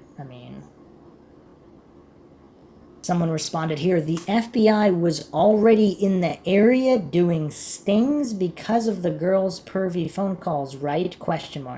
What if they believed the kidnapping was connected to those calls? That's another curious theory. Another response, remember this is Sleepy Bay Village, all under the illusion that nothing could happen here. I highly doubt anyone called with a report of a girl being taken or the shopping center area would have been swarmed at that point. On the other hand, they did seem to go into overdrive pretty quickly, but I thought it was around 5:30 to 6:30 when Margaret went to the police. I was not of the impression she went straight from work to the police. Did she stop home first? Did she call some of Amy's friends first? I think I vaguely remember she called home first to find out Amy was not really at home. But if she did go straight to the station, what time was that? In any event, back to my point, quiet town, hysterical mother, someone under the age of 13, and maybe Amy did say something more in that call to her mother that Margaret only revealed to police. Maybe it wasn't a comm call. Maybe there was a code word, or it was a frantic call, and maybe Margaret was not allowed to reveal that. Therefore, immediate police action. Whoa, okay. That's actually, did we consider that theory? That's actually a really good theory. If she somehow hinted something in the call, but then the police told Margaret she could never reveal that publicly because if they believe somebody was with her, that could be information that only the true killer would know, and they would want to keep that under wraps. Now, I heard about this early Saturday morning when a neighbor saw the 11 p.m. Friday news and came over to tell me. I immediately went to the police station to volunteer to pass out flyers and get the word out. I guess this is a local talking here? I got a picture that the police had, made copies, and hit the road in the immediate area of the middle school. I went back in the afternoon to offer services to get a search underway and to make it public for volunteers. To which I was told they did not want anyone out searching anywhere for insurance reasons. Myself and friends struck out on our own.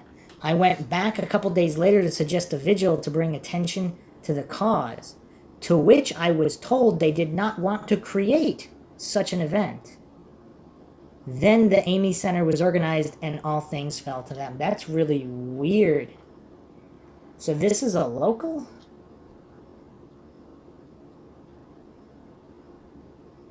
And they're stating initially, up to that Saturday morning, the police didn't want anything? Weird. I guess my point is there could be a deeper reason for all the police action, but it could also just have been because it was a small town, and this young girl clearly didn't just walk away because it is Bay. So the police reaction I get, but the large FBI involvement, well, that just doesn't normally happen. Could Amy have said, I'm okay, but I'm on my way to Indiana, Pennsylvania, thus the FBI? Could she have been told what to say?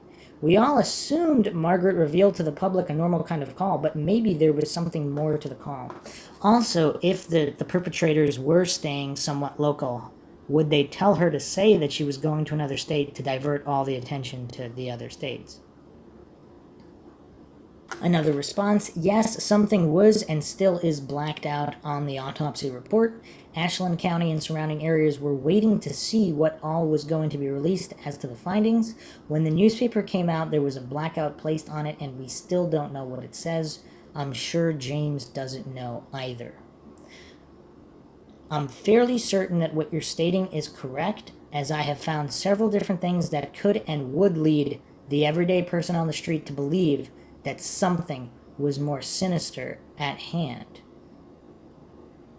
I had gone to a smoke shop to buy a pack of cigs in Medina. A friend and I had gone there to pick up a copy of James's book, which just came out. After picking up the book, we went across the street to have supper at Red Lobster. At the time, smoking a cig after eating was the thing to do and still permitted. Problem was, I was out. After getting into the smoke shop, I had mentioned the book to the cashier. She was getting ready to close, but took a brief moment to say, "Mark wasn't Amy's father." I was flabbergasted, to say the least. "How do you know that?" I asked. "Because my friend was going out with a cop that worked at the BVPD at the time, and he told me." I tried everything under the sun to get her to tell me more about what she was told. She refused, stating that she probably shouldn't have said that because she didn't want to get anyone into trouble. Can anyone here see how this could fit with the other posts already? If so, refer back to James's book about what the deli owner said. I'm not saying he was correct on all counts, just a few. By the deli was, is that the guy that said he knows the guy in the photo and he was a cop and he drew the map? Another response here, there was a time lapse between Amy calling her mother, 3:15 p.m., and Margaret leaving work, 3:45 p.m. If Amy was frantic, Margaret would have called the police from work or left immediately. Margaret left work shortly after the call, went home, 4 p.m., went to the school, found Amy's bike, went to BVPD. BVPD put out a call at 5:58 p.m. of a missing child. Although, to be fair, if Amy did use some kind of code word and it took Margaret like 10-15 minutes to second guess the call or pick something up on the call, I don't think any confrontation took place in the square. If that happened, I think it could have happened with Amy walking back to get her bike or the other way. Amy walking to a house nearby. It would have been quick. Perhaps a time lapse between what someone saw and a call to the police. By the time the police would have gone to investigate it, it would have been done. Just a thought, I had posted something on Crime Rant about an attempted kidnapping from strangers, where they tried to pick up a little girl out of the blue. That was the post that caused all my other posts to disappear, so that's why I perhaps say someone saw a struggle of some kind. Another post, here's my opinion. I don't think Amy was frantic or dropping secret codes when she called Margaret. I think Mother's intuition kicked in to the point where Margaret couldn't ignore it any longer, and she left work at 3:45, half an hour after Amy called. If Amy had been frantic, Margaret would have called police and left work immediately. Since I went to school with both Maddie and Julius, I've heard both of their accounts of October 27th, 1989, and they both said the same thing. They never saw the man leading Amy anywhere. As soon as they saw the man put his arm around her shoulder and whisper in her ear, they turned their attention away from Amy because they both assumed it was her dad. So that's curious. So both the known witnesses say they turned away, so they don't know if he led her away or not after that moment. I wonder a lot about Rick Burns. Why did the police not believe him or follow up? So we can go over the Burns account real quick for those who forget. Rick Burns is the mechanic who worked at the shopping plaza where Amy was abducted. His shop is right behind the plaza. There are 3 strips of stores surrounding a parking lot in the middle. Rick's auto shop is behind one of these strips, just on the other side of a small alley that empties onto the road. That's the alley where the abductor parked his car, in a spot that Burns sometimes used himself. It was a brownish gold GM and it was parked right here, Burns recalled. Burns said he assumed it was a father picking up his daughter. Now he wishes he had only remembered the license plate. This is from WKYC.com. He says it's a habit now, memorizing plates, in the event he could one day provide helpful information, but he was still helpful in 1989 with a description that was soon key to the suspect Composite. It should be noted that Burns first told police he hadn't seen any suspect car when he was first interviewed in 1989. He provided a description of the GM years later, but police say he recanted it. I mean, this is all really, really suspect as well. It's still, frankly, sort of vague. Think of this: the abductor never gave reason for anyone to pay closer attention at the time. A father picking up his daughter, how close would you look? It only made the case harder for investigators.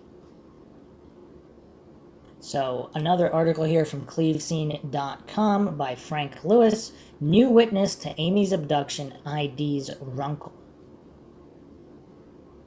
For nearly 20 years, Rick Burns waited patiently for the police to return to his auto body shop across the street from the station to show him photos of the man he saw with Amy Mihaljevic the day of her abduction. But they never came. Burns maintains that a strange man with shaggy hair parked a sedan in his personal space closest to the Bay Square Plaza on October 27, 1989.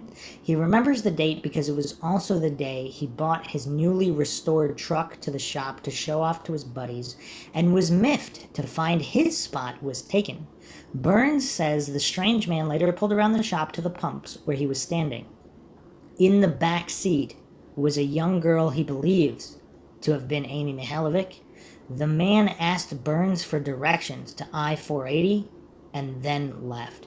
And I mean, I gotta jump in here because if you're kidnapping somebody, are you gonna really stop to ask directions? I mean, it's just, that's kind of weird. I mean, I suppose if he was 100% confident that Amy wouldn't make a scene, I don't know. 2 days after Amy disappeared, FBI agents came into Burns' shop and took all the receipts for the previous 2 months. They took his statement, and that was that. He never heard from them again. Last week, at the request of Channel 5's investigative reporter Dwayne Paulman and this reporter from Scene, Burns reviewed a series of photographs of suspects and non-suspects. Without hesitation, Burns picked out former Amherst Middle School science teacher Dean Runkle as the man he saw at his shop that day. In November, Scene identified Runkle as the prime suspect in this case after speaking to sources familiar with the investigation and with Runkle himself, who now manages a Wendy's in Key West. This article is dated March 30th, 2009. Bay Village police have so far downplayed this revelation, stating that Burns' memory is not reliable. But Burns isn't the only witness to ID Runkle. A girl from Amy's school saw Amy with her abductor that day. Recently, she was shown a lineup of 30-some individuals. She, too, went right to Runkle's picture. Later, she told Scene that his picture was so familiar in appearance to the man from her nightmares that she wished the police would take a hard look at him. Following our coverage in November, the FBI did send an agent out to Florida to re-interview Runkle. But instead of sending someone intimately familiar with the case, they sent an agent from headquarters with little to no experience with the investigation. So this was posted by Frank Lewis, but apparently written by James Renner. James Renner's name is at the end of this. Okay. Wow. Okay, and is it possible that these other criminals used Runkle?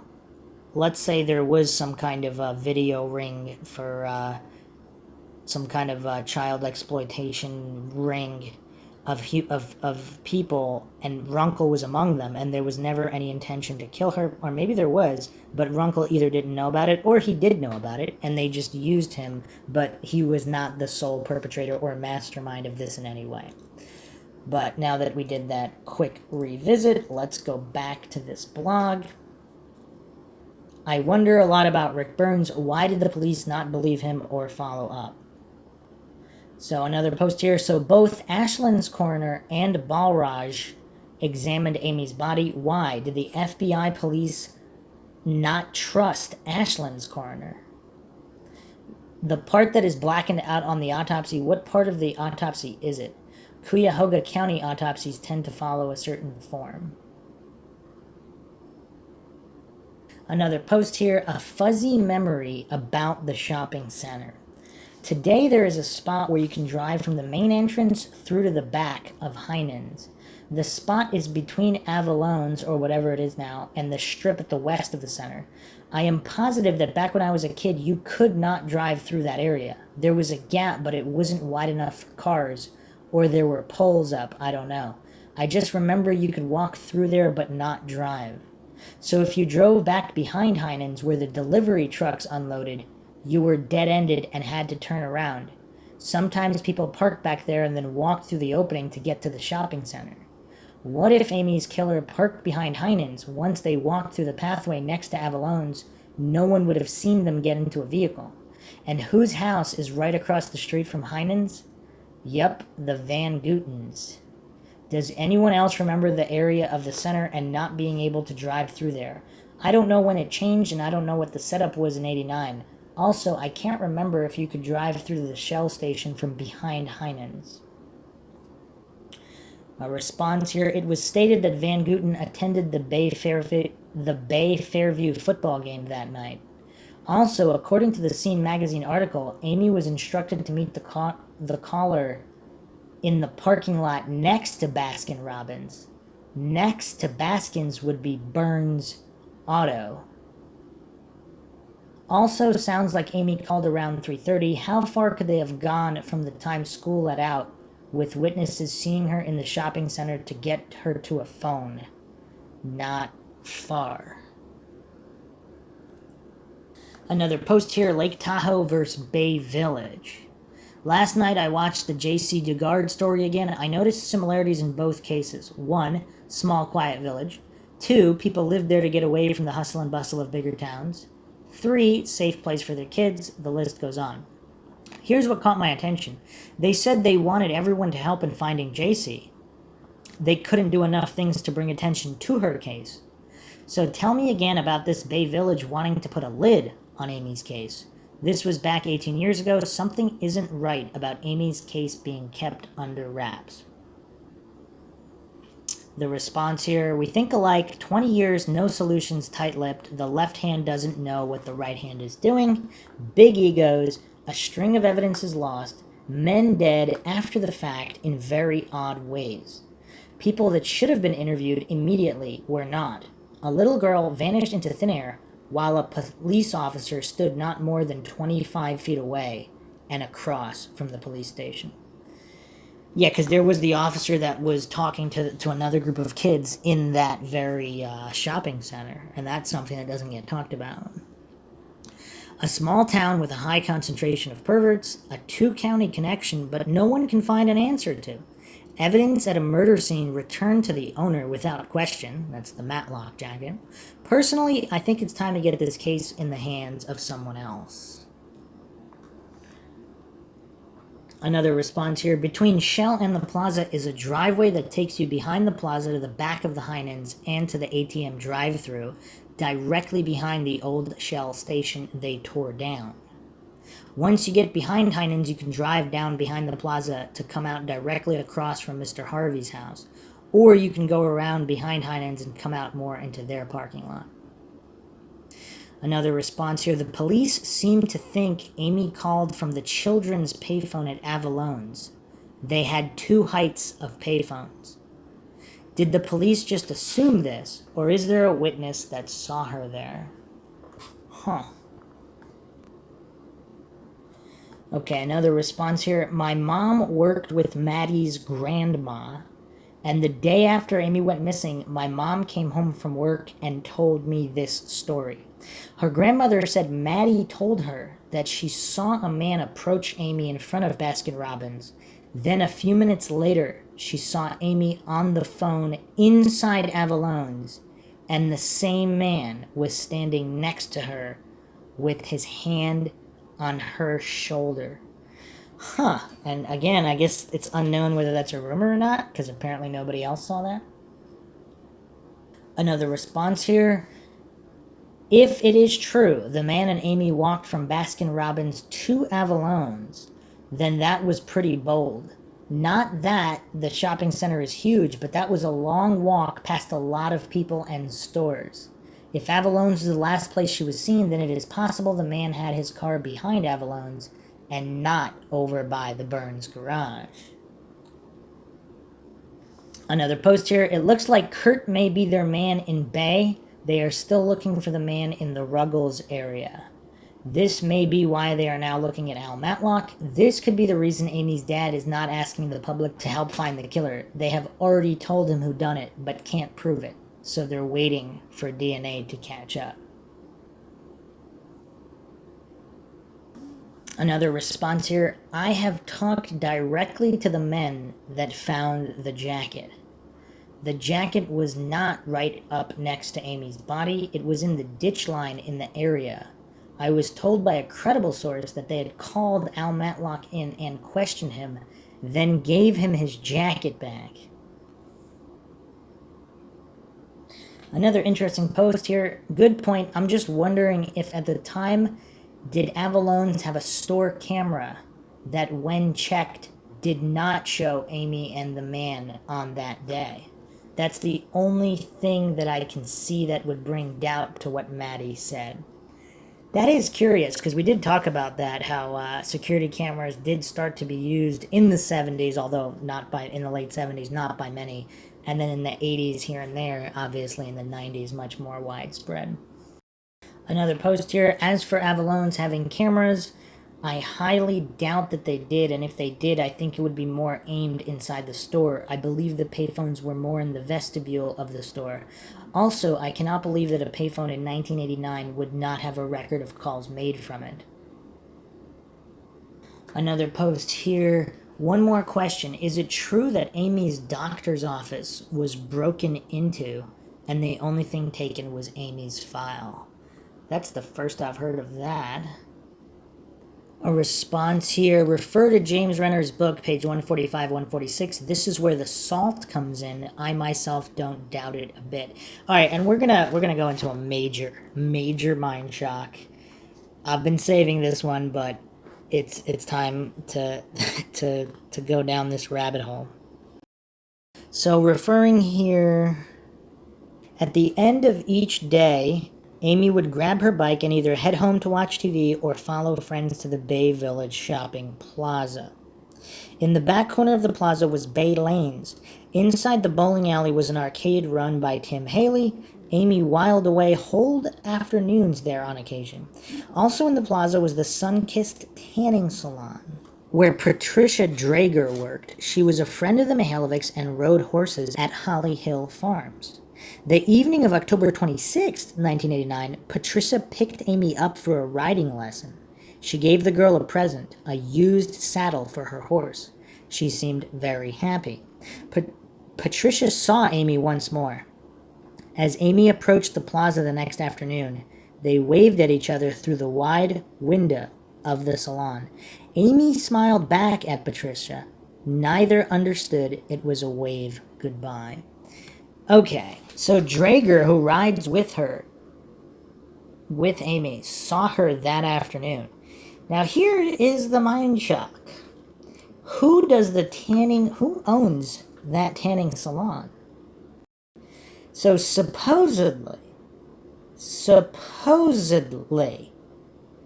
it is owned by none other than the husband of the mysterious Ruth Diaz, Aunt Ruth. And we went over her on previous episodes. You can check out amymihaljevicmystery.com for James Renner's write-ups here, which is quite crazy because this is someone that does not appear in the investigation at all. And if her husband happens to own the bowling alley, if her husband happens to own the tanning salon, where Amy was basically last seen, so to speak, waving to somebody who works at the tanning salon, would she go in the tanning salon? And does Ruth and her husband have something to do with this? Or are they connected to people that do? And why have they basically been completely invisible from all media coverage? Is there really some kind of witness protection program connection with her or her husband? Also, apparently there is a payphone close to the back entrance of the tanning salon as well. We'll be getting into other angles. Also, some people might be confusing the babysitter with Jeannie Sabo. Is that Christy Sabo's mother, who was then Jeannie Silver at the time? and that might have been her husband that owned that tanning salon at that time. Lot of confusion here, but either way, someone apparently known to the Mihaljevics owned that tanning salon. All right, so let's get to the next mind shock. So supposedly there is a house that's not very far from Amy's house on Linford Drive. So just across the railroad tracks, there was a bank there with a parking lot that some believe Amy rode her bike there, and there is a house with some notorious drug activity going on there. Some believe it involves one or more crooked police officers. Either way, people running checks on this particular house have come up with that it was owned by the sheriff's department, supposedly, possibly as a seizure, because if there was drug activities or whatever, the house was seized by the police. Either way, some believe that a lawyer was involved in some purchasing of this property back and forth. Again, does that match the psychic? A post here, one possibility for this property, if it was owned, it might have been a rental property. So if there was drug activity, the property could have been seized. And if it was a rental, the original owner might have been able to get it back. Another response here, if the house was a rental and illegal activities were conducted there, the court would have to prove the owner was involved in the illegal activities in order to confiscate the property. Since the owner was an attorney, he more than likely would have been disbarred. Huh. So the owner of this house was an attorney? Again, does this go back to the psychic? That's crazy. Someone asked, what did Al Matlock do for a living? A source tells the only thing they know of Al doing in that time frame is driving around and selling drugs. So is Al Matlock associated with this particular house? Post here, okay, pulled the record.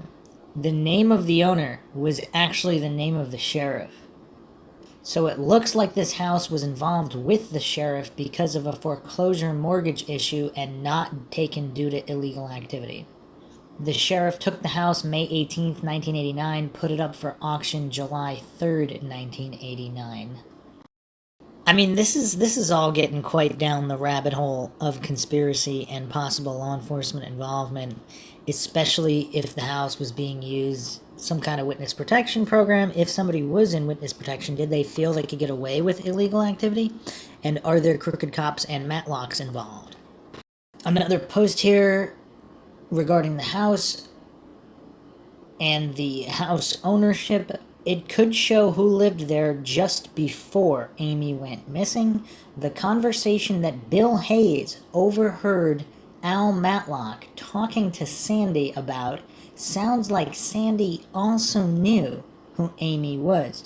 It could be the people in that house knew the man that picked up Amy. It could also be the place Amy called her mother from.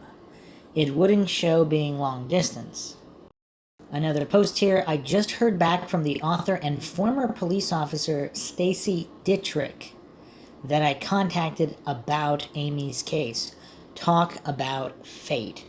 She told me that she's currently writing a book about unsolved child murders and abductions and was starting to write Amy's chapter when my email popped up. Then she left to give a speech and was approached by Janet Seabold, the woman who found Amy's body, who asked her if she knew of the Amy Mihaljevic case. She said she started to tell Janet about James Renner's book when Janet told her that his book was full of incorrect details. And to continue the irony, Stacy Dittrich's husband was the deputy sheriff who took the 911 call from Janet Seabold when she discovered Amy's body. Okay, how high does the coincidence stack need to be? I mean, this is crazy. So Stacy Dittrich's husband was this deputy sheriff who took the 911 call from Janet Seabold, who now Stacy Dittrich is writing a book and she's talking to Janet Seabold. Wow. Other posts here regarding Bill Hayes. Back when all this stuff happened, Bill Hayes was a friend of Al Matlock's. That all changed when Al ratted on Bill and Bill went to prison. From that point on, Bill has always said he thought Al killed Amy. Bill was the one that overheard the conversation between Al and Sandy in the Westlake house. Bill was also the one in the front yard of the house when Al pointed over to the back of the Mihaljevic home and said that's where that little expletive lived. They killed. Bill has been trying to get the BVPD in Ashland County to listen to him for years, and nobody does. Bill is the one that knows the jacket was given back to Al. Lastly, Bill is the person that saw James's ad in the newspaper wanting information on the case for his book. Okay. Wow. So Al Matlock ratted on Bill. Bill went to prison. So is this simply payback, or is it both? Did he feel he no longer needed to defend his friend if his friend or his former friend who was guilty? It's really hard to line up the variables here, but at the same time, we can't say that Bill Hayes is unbiased, because if it really was Al Matlock that ratted him out, he might be looking for revenge. He might be looking to soil reputation, although, obviously, how much more can you soil that? But if Sandy corroborated some of this, if this other woman who was present here, friends of both or whoever, if she corroborated these conversations, then maybe Bill Hayes is not lying. And the plot, here's another post here. No one knows how Margaret knew Joanne for sure. Pat Stokes met Margaret while Pat was selling raffle tickets from the school. Margaret was at Joanne's house when Pat stopped to make a sale. Joanne and her husband were close friends of the people in the log house. Bill Hayes said Al Matlock was related to the people in the log house. Paula never knew the people in the log house or the Matlocks. Paula's husband knew Bill Hayes. So what a tangled web with all these individuals. Someone posted this: Bill Hayes is not the get-even type of person. Bill is the kind of guy that will not use foul language in front of a female. He thinks before he speaks, and he always says thank you. Bill was at the house in Westlake with Al Matlock. He went there with Al to get drugs. Al was friends with Dave and Sandy, who lived in the house at the time. Wow. Okay. So if this is true, is this shocking to anybody that Al Matlock, whose jacket happened to be found next to the site where Amy's body was found, happened to get drugs from a house mere a stone's throw from Amy Mihaljevic's house, just across the railroad tracks there? Is this not mind-shocking to anybody else? A house which may or may not have been owned by the sheriff. If this is true, what does that mean? I don't know. It's all quite mind-shocking. So here is a very, very haunting post. I don't know what to make of this. Paula, someone named Paula, I don't know if this is the Paula part of this story, but here's this post. The story of Amy. The game. Us against them. In late October '89, these men needed a child. One of the men knew of Amy. A plan was made and carried out. The plan was to take her right under everyone's nose. It was the point of the game. Step by step, they played the game. First, to make that call to Amy and set it up. Then, to make Amy take part in the game. He told her of her mother's job promotion, so he was in touch with the mother at some time or knew about her work. The game grew more intense as it played out. There was an arrangement made to pick up the child, Amy, right in front of the police chief. And it's curious, by sheriff, did they mean chief? Like, who owns that house? Because that would be kind of crazy if they're... whatever. Okay, let's continue here. So why not across the street from the police station, which just happened to be the Bay Shopping Center? It was also the day Amy's school had an officer there to speak to the children about safety. Ha ha, he said. As the game goes on, the man makes a phone call to Amy's mother and puts Amy on the phone to speak with her mom. The game is so intense by now. They could hardly get her to the place where the end would begin. There they killed her, Amy, redressed the body and kept a souvenir, took her to a freezer, and there she was kept until it was time for the game to continue. A phone call was made to a television station that Amy's body could be found in a location so odd, no one would believe it, not even the police. It would be the Sullivan area in Ashland County where the crime rate is kept low. So Amy's body was made ready for the trip. There may have been a change of plans at the last minute for some remote reason, but still in the Ruggles-Troy-Sullivan area. So be it. February 8, 1990, around 7:30 in the morning, a jogger finds the body. A call is made to the sheriff's station in Ashland, where the game goes on. The officer does not believe he's going to find a body on Township Road 1181, but when he gets there, the reality sets in. There she is, Amy Mihaljevic, right where they said she would be found. Now who's the players? The story was written because there was too much information and not enough evidence. July 9, 2002. Written on information found in local libraries and very helpful concerned people. Okay, so this is so mind-shocking here because does that make sense? Is someone trying to play a game with the police? So the day that an officer was so somebody involved with the police, somebody with connections to the police must have set this up to have known that a police officer was giving a talk about safety. An abduction that occurs right under the noses of the police, right across from the police station. It's almost like, that is kind of strange. It's like they are trying to almost stick it to the police to show how dumb the police are. And how tragic and mind-shocking would it be if she was literally taken to this Westlake house that is right next to her house? Is this how these crazy, psychotic, sick people think, that they tried to make, like, this game is literally a game to them in their sick minds as to, oh, she's being abducted right in front of the police station? Oh, let's take her to a house right next to her house. I mean, it is kind of weird why they would dump it where they dumped the body, unless there was a falling out within this group. And some allege there are connections to Margaret Mihaljevic, and she knew some of the people in that house, if that was a frequent drug house. How many other neighbors would have known of the house? How many rumors are there? Because even the babysitter, Ruth, again, let's go to James Renner's blog on this, amymihaljevicmystery.com, February 18th, 2009. He's got a write-up on Ruth here, and he actually sat down with Ruth. Here it says, I sat down with Ruth last night for about an hour to discuss what she remembers about Amy. She said Amy's mood changed the week she was abducted. Ruth cut Amy's hair that week and remembers Amy asking her to, quote, make me look pretty, end quote. She said Amy seemed very, very sad that week. Very irritable.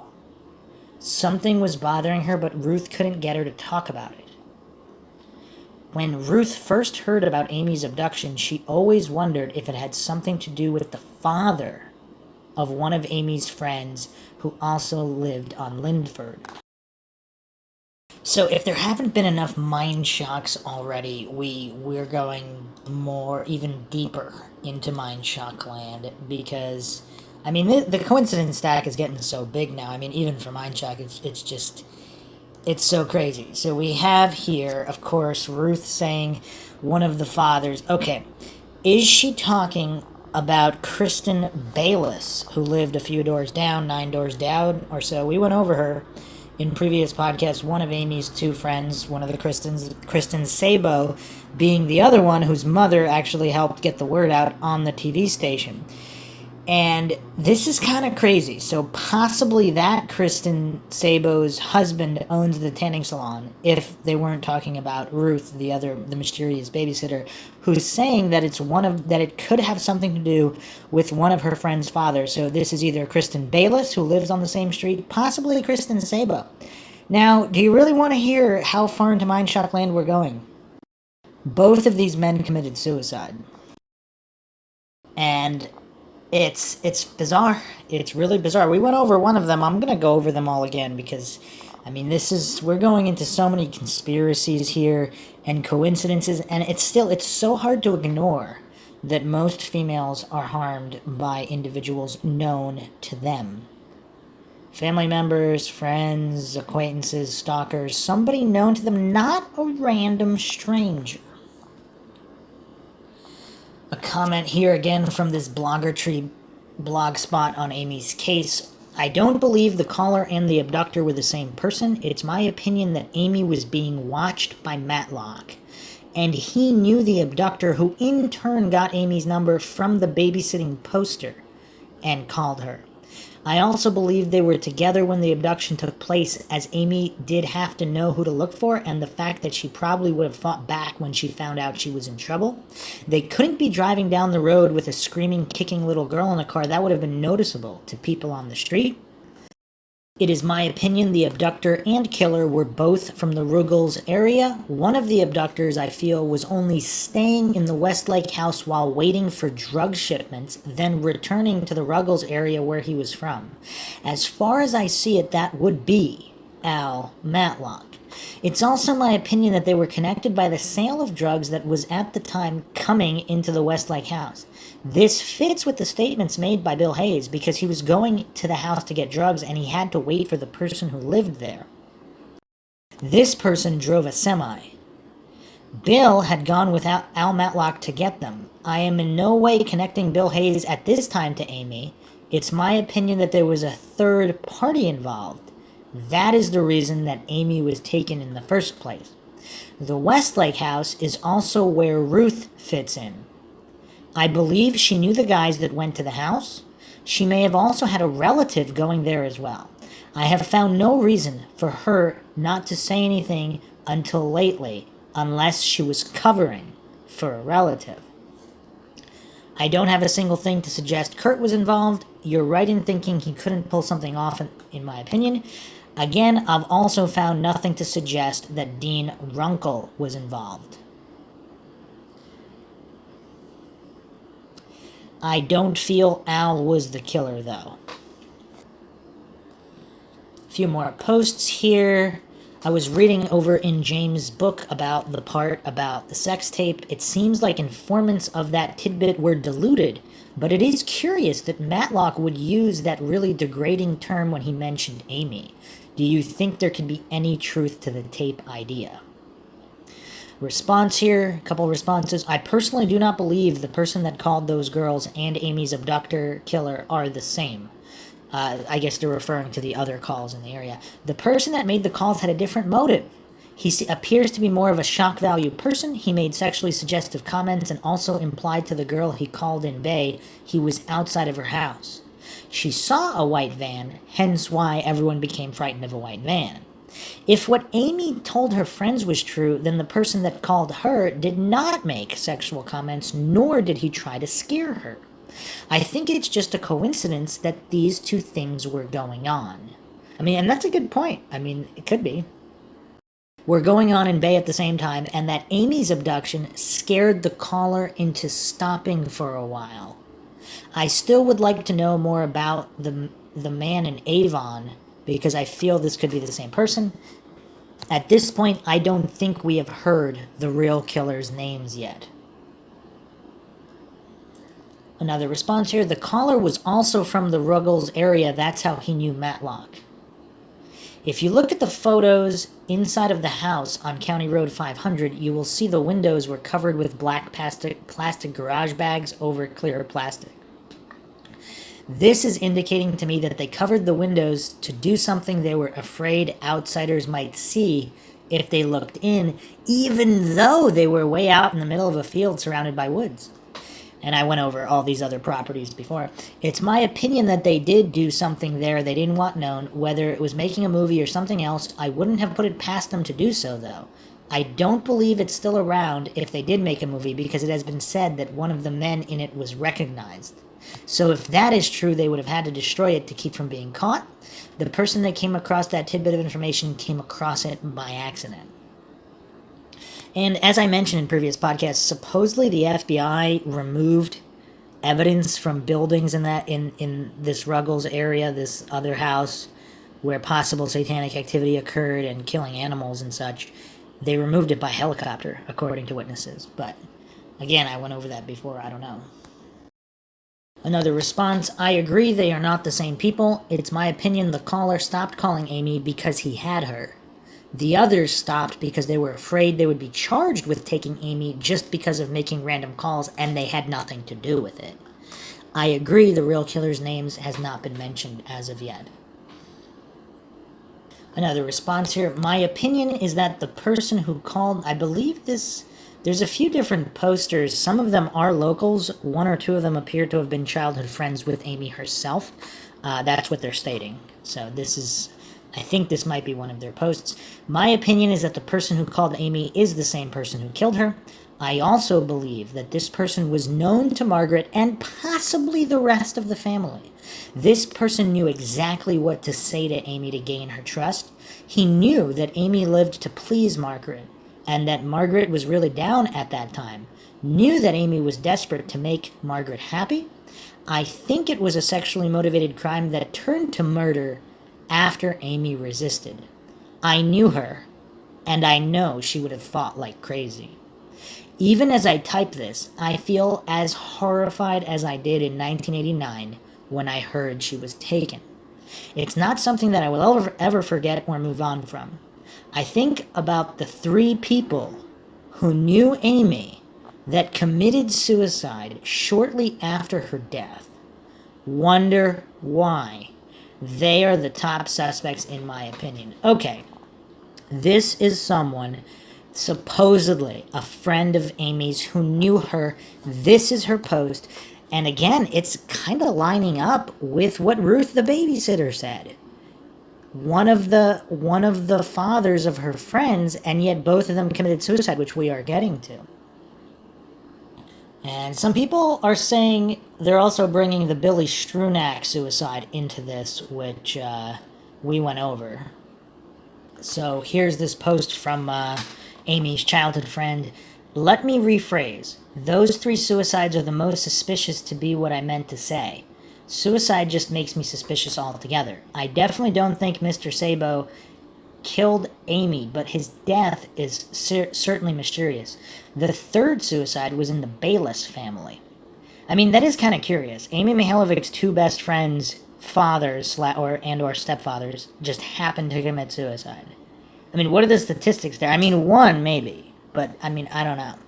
Makes me wonder what answers we'll never find out from these people. Maybe they knew something. Maybe their suicides were totally unrelated. It's just that in a case like this, with virtually no real evidence or suspects, it's impossible to eliminate anyone completely. One of my friends who saw Amy in Bay Square on the day she was taken said that he had seen Billy Strunak sitting up at Bay Square on many occasions before October 27th, just sitting on a bench and watching the kids. Another one of the eyewitnesses also said in James's book that Billy Strunak looked like the guy who walked up to Amy and whispered in her ear. For those reasons, I think Billy Strunak is a very good suspect. Another response here. Someone had mentioned the suicide in the Bayless family once before, but without any detail. Can you or someone else on here share what that was about and when? No, Mr. Sabo didn't kill Amy and his death was very odd. Do you or anyone else on here have any tidbits on his death? His obituary didn't say much. I just like to keep followers informed. Wait, was there another stepfather? Wait, there's another suicide? There might actually be a couple more suicides. Okay, so this is Amy's childhood friend saying this. I heard that Kristen Bayless's stepfather, Riley Bonham, had a brother who committed suicide shortly after Amy's body was found.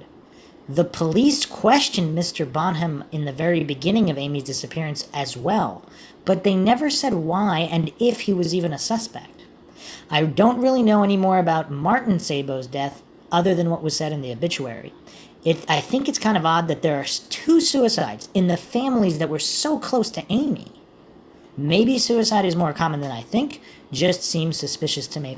And again, let's compare and contrast. How many other cases where there was a child death did the child, I mean, obviously, you'd probably find a certain amount where the child's parents committed suicide, or one of them, but their best friends that just happened to be where the child might have spent a whole lot of time at their houses and with their kids to commit suicide. I mean, that is, and also the circumstances of the suicide, which we went over, but we'll go over it again.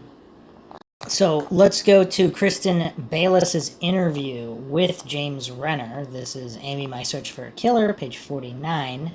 I arrived early, took a seat outside facing the door. 10 minutes later, a young woman walked in and surveyed the customers. Her eyes landed on my satchel sticking into the walkway, and she came over. She wore a business suit that still had creases from whatever rack she had taken it from the day before. Dark hair, fair complexion, thick eyebrows, turned up nose, no trace of a smile. Pretty but plain. Bay aristocracy, that look said. She eyed me like a wounded badger. James. I stood and shook her hand. Then we both sat down. I'm coming from an interview, she said. I already have the job, but they still make you go through the interview process. Just got done. What's the job? I'm going to teach for Bay in the fall, she said. A trace of a smile played at the corner of her mouth. The day before you showed up at my house, I was talking with my sister about Amy. I'm reading this book right now. It's called The Lovely Bones. It was written by Alice Sebold. That's spelled differently than the jogger that found her body. It's about a young girl who is murdered, and she watches from heaven as they search for her killer. It's eerie how similar it all is to Amy's abduction.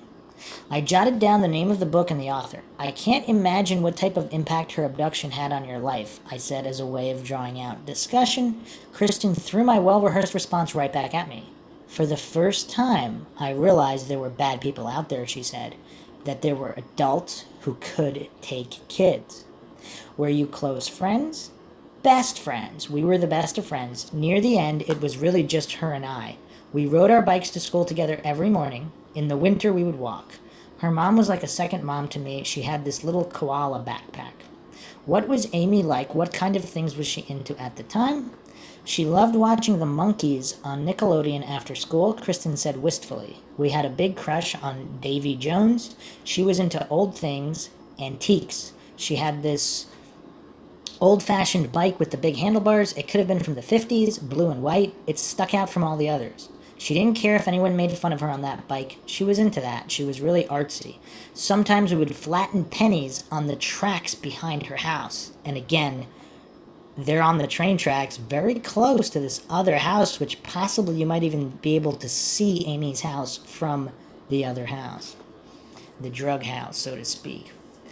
I was a year ahead of her in school. She was in 5th, I was in 6th. 5th graders got out at 2:10. 6th graders got out at 3:10. Some of the older kids, high schoolers and 8th graders, would hang out at Baskin-Robbins after school, but we were a little too young still. Believe it or not, our parents were both very protective. We had to be back inside by the time the streetlights came on. As Kristen continued, I scribbled in my notebook. Occasionally I asked her to wait for me to catch up. Now that the gates were open, she wanted to talk. The story rushed out as she played with her cup of coffee. That Friday, the day it happened, was just like every day. Amy rode her bike to my house, she said. It was still dark in the morning. She was still talking about her school picture, the one with the ponytail. She didn't like it, and she was looking forward to picture retake day. After school, the first thing I noticed was her bike was still in the bike rack. I figured she had a doctor's appointment. When I got home, Amy's mother called, asking if I'd seen her. She called again at 8 p.m. The first thing the next morning, my mother and I went to the Mihaljevics. Margaret was hysterical. I remember walking to that house and Amy's mother hugging me. I had this feeling of deja vu. It was a memory, but it was coming back to me so clearly. Amy was telling me about someone who had called her. This had happened a couple days before she disappeared. Amy said, my mom got a promotion at work and this guy is going to pick up a present for her. He said, I'll pick you up after school and we'll go get a gift. So obviously it wasn't some random girl they wanted. Or him or her. I don't know why I say they. Anyway, I remembered it then, and that's when I told the FBI. Also, she said they wanted. Does that mean more than one person, or him or her, or is it him and her?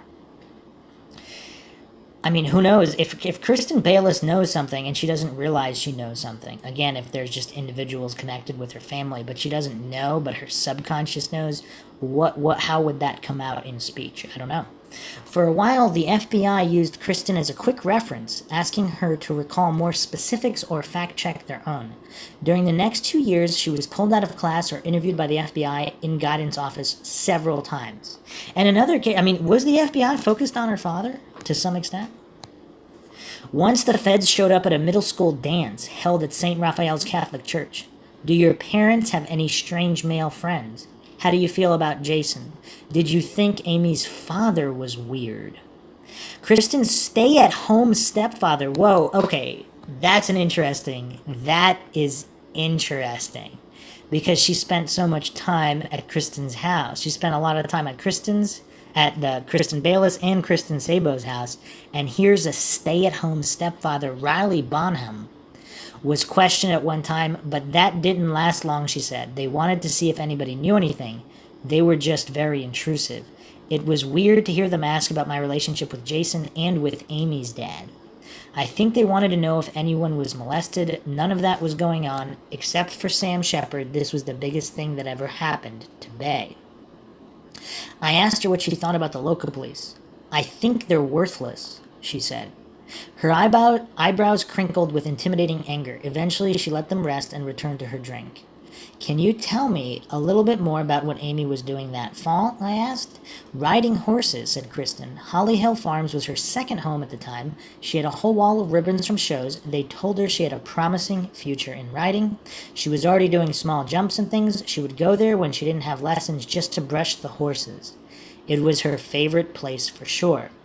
A few weeks before she disappeared, Amy found out her parents were getting a divorce. And it's also curious, what were the exact reasons for the divorce? Did it have something to do with an individual tied to Margaret or some other individual? And was it tied to the drug house? When she told me that, I told her my mom was pregnant. We kept each other's secrets. That's why I'm the one she told about the phone calls, I think. She was very sweet and very caring. Kristen's eyes wandered somewhere over my right shoulder. I'm not surprised Amy fell for it, she said. Also, it's curious, different friends and different people that knew Amy say different things about that. Kristen Bayless is saying she's not surprised. Her other friends are saying she would never go with someone she didn't know. So it's curious. Amy's birthday was December 11th, Kristen continued. We went out and bought her a present, even though she was still missing. A board game. I gave it to her mom. Later, we bought her Christmas presents too, but after a month, we knew she was dead. How did they know that? I never saw my mom cry until she told me Amy's body was found. I didn't see her cry again until her dad died. After a month, we knew she was dead. That's curious. So that was the sentiment she's relaying. Why did she have that sentiment? I thought the man who abducted her was going to come back for me. If he knew where Amy lived, he knew where I lived. If he watched her, he watched me. My brother walked me to school after that. This was someone who knew her, someone who watched her. For some reason, he picked her out of all the other little girls at Bay. He wanted her specifically. It was a planned thing. I have 2 sisters who made it past the age of 10. I was always afraid for them. That word, abduct, wasn't even in our vocabulary until Amy disappeared, not on that street. I asked her then about the other Kristen Sabo. No Sabos were listed in the Bay directory anymore. That was her other closest friend, she said. Christy Sabo's mother was the school secretary. Her father was weird. Used to take us all down to the lake to feed the ducks. Her father was just creepy. He committed suicide 2 months after they divorced. And you know, I really don't want to go down this dark rabbit hole, and I'm not saying this is true in any way, but if Kristen Bayless does have suspicions about her own stepfather, would she want to divert to Sabo's father for some reason, even if he was weird. Again, just musing here, not alleging anything is true or untrue. Back to the book here, James Renner states, I imagined correctly, it turned out, that the police and FBI would have also looked closely at Christy Sabo's father following his suicide so close to the time Amy's body turned up. I asked Kristen what she thought of the timing. She shrugged. There was a reason for killing himself in his mind. According to a report filed by a Cleveland Metro Parks ranger, Martin Sabo shot himself inside the family's van with a .357 Magnum in a parking lot off Valley Parkway on June 11, 1991. He left a suicide note that referred to financial difficulties. It seemed pretty straightforward except for one detail. The lenses had been removed from his eyeglasses. Only one lens was found on the driver's side door, the other on the floor below the passenger's seat. Yet the frames were neatly folded on the dashboard. The reporting ranger ventured no explanation. A few minutes later, I walked Kristen back to her car, but she wasn't quite done talking. It is strange that I came back, she said.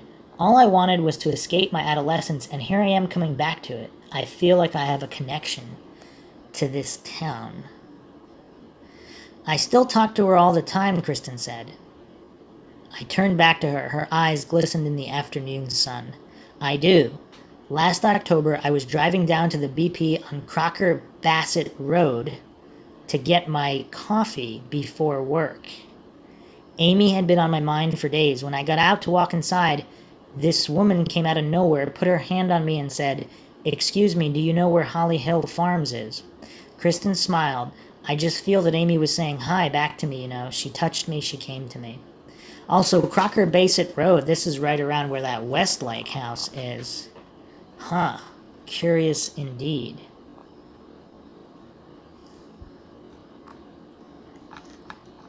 I mean, there's a lot that doesn't add up here, but again, we have Ruth, the babysitter, stating that she thinks it has something to do with one of her friends who lived on the street, which would have been Bayless. Kristen Bayless, whose interview I just read. Now, there are even more suicides. So, of course, the Sabo suicide is a little strange, particularly if he did own that tanning salon.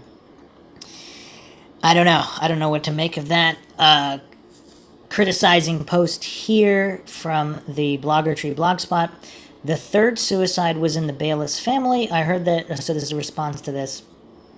Riley Bonham's brother. This is the response. I'm sure this is a fun gossip game for all of you, but these are real people with real lives you're discussing. At the very least, get your facts straight before you post something as inflammatory as that. Riley Bonham's brother committed suicide in 2001. That's 11 years after Amy's body was found. The note he left stated his reasons, and none of them had to do with this case. He lived overseas at the time of the abduction, by the way. And his name was Bonham, so lumping him in with the Bayless family is ridiculous. The majority of the Bayless family lives in Parma, and most of them never even met Amy Mihaljevic. As for Riley being questioned by the police in '89, he was. Every grown man who lived within walking distance of Amy's house was questioned. Riley was looked at pretty hard since his daughter was friends with Amy. If there was any hint of evidence pointing towards him, you'd have already heard as much about him as other suspects. James Renner is exploiting the murder of a girl he never even met to make a name for himself as a journalist. The police and FBI are only tolerating him because he is acting within his rights and not breaking any laws. They do not consider him a colleague helping them with their case. He is in fact a nuisance who's muddying up the waters and making it that much harder to solve Amy's murder. So that's a really harsh post, but completely ignoring the fact that if not for James Renner, Amy's case would have none of the, or much less of the attention it has. Not only that, but it doesn't look like they were on their way to solving anything anyway. So bringing attention to these cases, especially if there's some kind of police corruption involved, that's really what gets them solved. So again, I don't know if that was just possibly a police officer posting that or whomever. But again, Riley Bonham's brother who committed suicide, again, obviously we don't know why. But to exclude the possibility that he might have been told something, by Riley Bonham himself or somebody else. Again, I'm not saying it's connected, but we don't know. Only he knows, obviously. So, some people suspect that Martin Sabo was having an affair with Margaret Mihaljevic, and that was the reason for the divorce. And possibly one or both of them knew individuals associated with the drug house. Either way, and if there were corrupt police officers involved in drugs there as well, that would be a curiosity that would cause a lot of issues in trying to solve this case. So again, make of it what you will. These are just the details here. Quite a lot of coincidences. It's just very difficult to try to make heads or tails out of any of them definitively.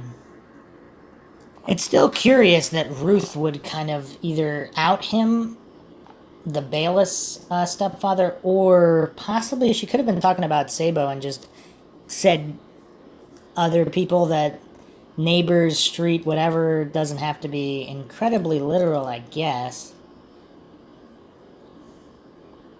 There's just so many connections here. Also, Martin Sabo's son and Christy Sabo's brother, Nick Sabo, also committed suicide in 2020. Obviously, most likely not related, but this is a lot of suicides either way. So let's go back to the game theory here. A few more posts here. A call was really made to a TV station, and this was before the body was found. Now, this is something I've gone over before. I mean, there's just strange circumstances regarding literally every aspect of this case. Perhaps that's why it's not solved. So, a post here. According to this article, FBI and a television station received a tip about a month ago from an anonymous caller who described the rural area where Amy was and demanded $20,000 to provide additional information. The article did appear in the newspaper February 13th, 1990. There was some people who speculated as to the reporter's intent, claiming they thought it was made up. However, there could have been no way the reporter could have known beforehand where the body was. Renner also mentions this in his book, page 72, from the clippings in an assortment from Ashland Times-Gazette and the Cleveland Plain Dealer, I learned that the police were also interested in an employee of a Westlake manufacturing plant who left at noon the day Amy was kidnapped and did not return. Also, Amy was lying face down when found by Janet Siebold 12 feet from the side of the road. A man named Dick Stoss, an air traffic controller living in the Ashland area, claimed his daughter had almost been abducted during a walk near the same field in which Amy was found. Most bizarre was one writer's claim that WKYC reporter Tom Barris received a phone call from a man in January 1990 who said Amy could be found in Ashland County, and for $20,000 he'd provide the exact location. When I later spoke to Tom Barris, he assured me he never took such a call.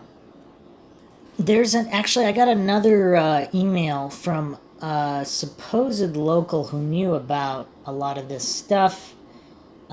They said this: what if the babysitter, which is Jeannie Sabo Silver, was mad when she found out her husband was caught in Metro Parks in the middle of the day screwing around with Margaret Mihaljevic, Amy's mother?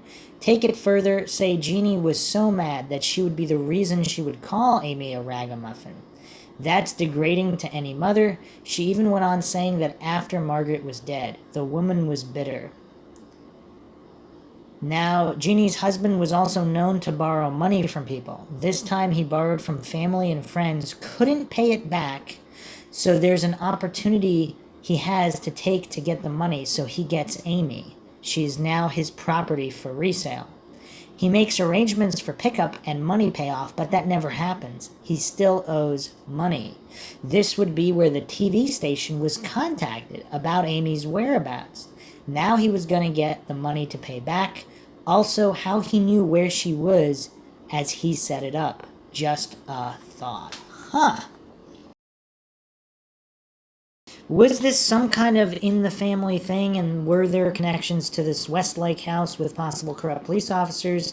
Did someone scheme up this plot, and then it just went awry, as plots often do. But why the shutdown on the information regarding this call, unless they really believe the call was legit and they don't want any information out about it? Would they then shut all of the information down regarding this call? More posts here from the Blogger Tree blog spot. This puts a new spin on things. Why would they call the FBI TV? Were they proud of their work or wanted to make sure when they did dump her body it would be found? This seems to be taunting of the law in the crime. Meeting across from the police station, then call the tip in of the body location. That actually does tie into the whole sinister game theory here with a group of individuals that are playing a game against the cops. More posts here. I'm thinking that it's one of the guys in their little group that made the call. I figure it's because they needed money for drugs. If that's the case, I believe Al Matlock would be the most likely candidate. Remember what he said in the yard, they killed her, which left him out of the picture as the killer. Al was the one that needed the drugs. That's why he took Bill Hayes to that house to start with. We know, too, that Al didn't work anywhere, so he had to get money for his habit someplace. Remember, too, that he lived close to in the area where Amy was found. That's why I'm thinking it must have been Al. I could be wrong. Responses here. It definitely appears that her body was stored somewhere for a long time, or the call would have been made earlier. It would be more feasible to do that in a rural area than Bay Village. It sounds like the killer's from the New London area, but had a partner from an area close to Bay. What I can't figure out is why law enforcement hasn't picked up the most obvious suspect. He might have left his calling card. Who would be protecting him? And of course, Al Matlock is missing in action here, so I don't know if anybody knows where he is. Another post here. I believe it's law enforcement that is protecting him. Why? Because they know that one of their own, as they put it, are into the same kind of things and just may have been involved too. Some posts here regarding Ruth. Ruth is not happy with him putting her picture on the blog. There really isn't much to say about her that I know of. I don't know what kind of trouble Ruth got into from James posting her picture, but whatever it was really made her mad. With that said, I'd say she opened her mouth when she wasn't supposed to. So then, what does Ruth know? Someone from the Bay Area should know who Ruth is, what she was doing in regards to Margaret, where she worked, if she worked, where did she come from, and why. What's the deal with her? Did she have family there also? If so, who are they? Why would she tell James that she has a new family now? Another interesting post here. Here's my take. I believe that the person she befriended made the initial call, then put the stranger on the phone for Amy to talk to. After a few calls from them, he would not have been a stranger to Amy. They just wouldn't have met in person until they got together the day she went missing. That's curious. I'm sure they scoured the individuals that talked to Amy prior, and wow, that's a pretty good theory there as well. Another post here. So assuming Al is the one that dumped the body, I think it is strange that even though he did not get his $20,000 out of it, he still dumped the body basically where the caller said. Another post here. There's another reason it could have been Al that made the call. When the other guys in that group found out that Al had tried to narc them out in Amy's murder, they could have snuffed him out. So he left the area never to return again. Looks like Al to me. Wow. That's actually a really, really good theory, because maybe not even necessarily Al Matlock, but if there's a group that did this, the body's in the freezer or somewhere, one of the people thinks that the others are going to turn on him, so he tries to get them caught, so he dumps the body and leaves town himself. Is that a reason for just randomly dumping the body that day? Why not just keep it wherever it was? Another astute post here. It was close to the log cabin where Al's relatives lived that he could stand outside and watch them poke around that field for clues. It was also in the area where claims were made that cult activity was going on, and they could use it as a cover for who done it, as if to say the cult done it and not them. Okay, we're starting to make a lot of sense here because, yeah, there's this strange cult activity where they're killing animals or whatnot. Supposedly that's all verified in the area, where they're, not humans, but animals, and they're bloodletting animals, and you have this house with all this stuff. Apparently the blood was tested.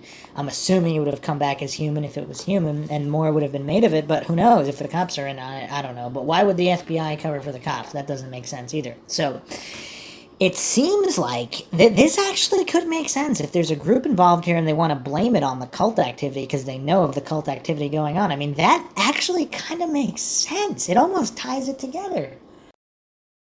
Another poster said this: "Do you think it was part of the game that she had to be found so they could sit back and laugh and watch the police try to solve a crime the perpetrators thought they never would?" Some other posts here. "If the body was found near where Al was, this gave him the perfect way to insert himself into the investigation to see what the police know." I mean, it seems kind of risky unless it wasn't Al and someone else dumped it near where Al was just so they can monitor the investigation or a part of the game. I don't know. So another post here regarding the freezer in the house with the cult activity, allegedly. This is a post here from more researchers. "The people I spoke with in that area speculated that the freezer was left in the house because it was an old freezer and heavy and hard to move. The freezer may have been left in the basement. The house was burnt to the ground a short time after the FBI helicopter that had landed and went in and took evidence out by the bagfuls to include sections of the wall and flooring left. It was said that the Savannah Fire Department was called to burn the house down. That house was empty since 1976. There were a few transient people living there for a short time. The local kids made it a party house because it was empty and it sat back in the woods a quarter-mile from any road." I'm going to move on to another post here on this blog called "Moving On." February 4th, 2010. "Has anyone figured out who Ruth was in regard to Amy's family? What we know is Ruth was a friend of Margaret's. She played with the children. She was teaching Amy to cook. She'd cut Amy's hair, and she knew Amy had something bothering her the week she went missing. What we don't know: where did she come from? Why was she not mentioned until recently? Why didn't Detective Spatzel know about her? How often was she at the Mihaljevic home? Did she live there? Was she a part-time or full-time babysitter? Somewhere a comment was made that she didn't want to jeopardize the case. What did that mean? She didn't want to tell the authorities that Amy was bothered that week? Or did she know something she didn't want to disclose? If so, then who was it about and what was it?" Other posts here regarding Ruth: "If Detective Spatzel didn't know of her, that's a major red flag.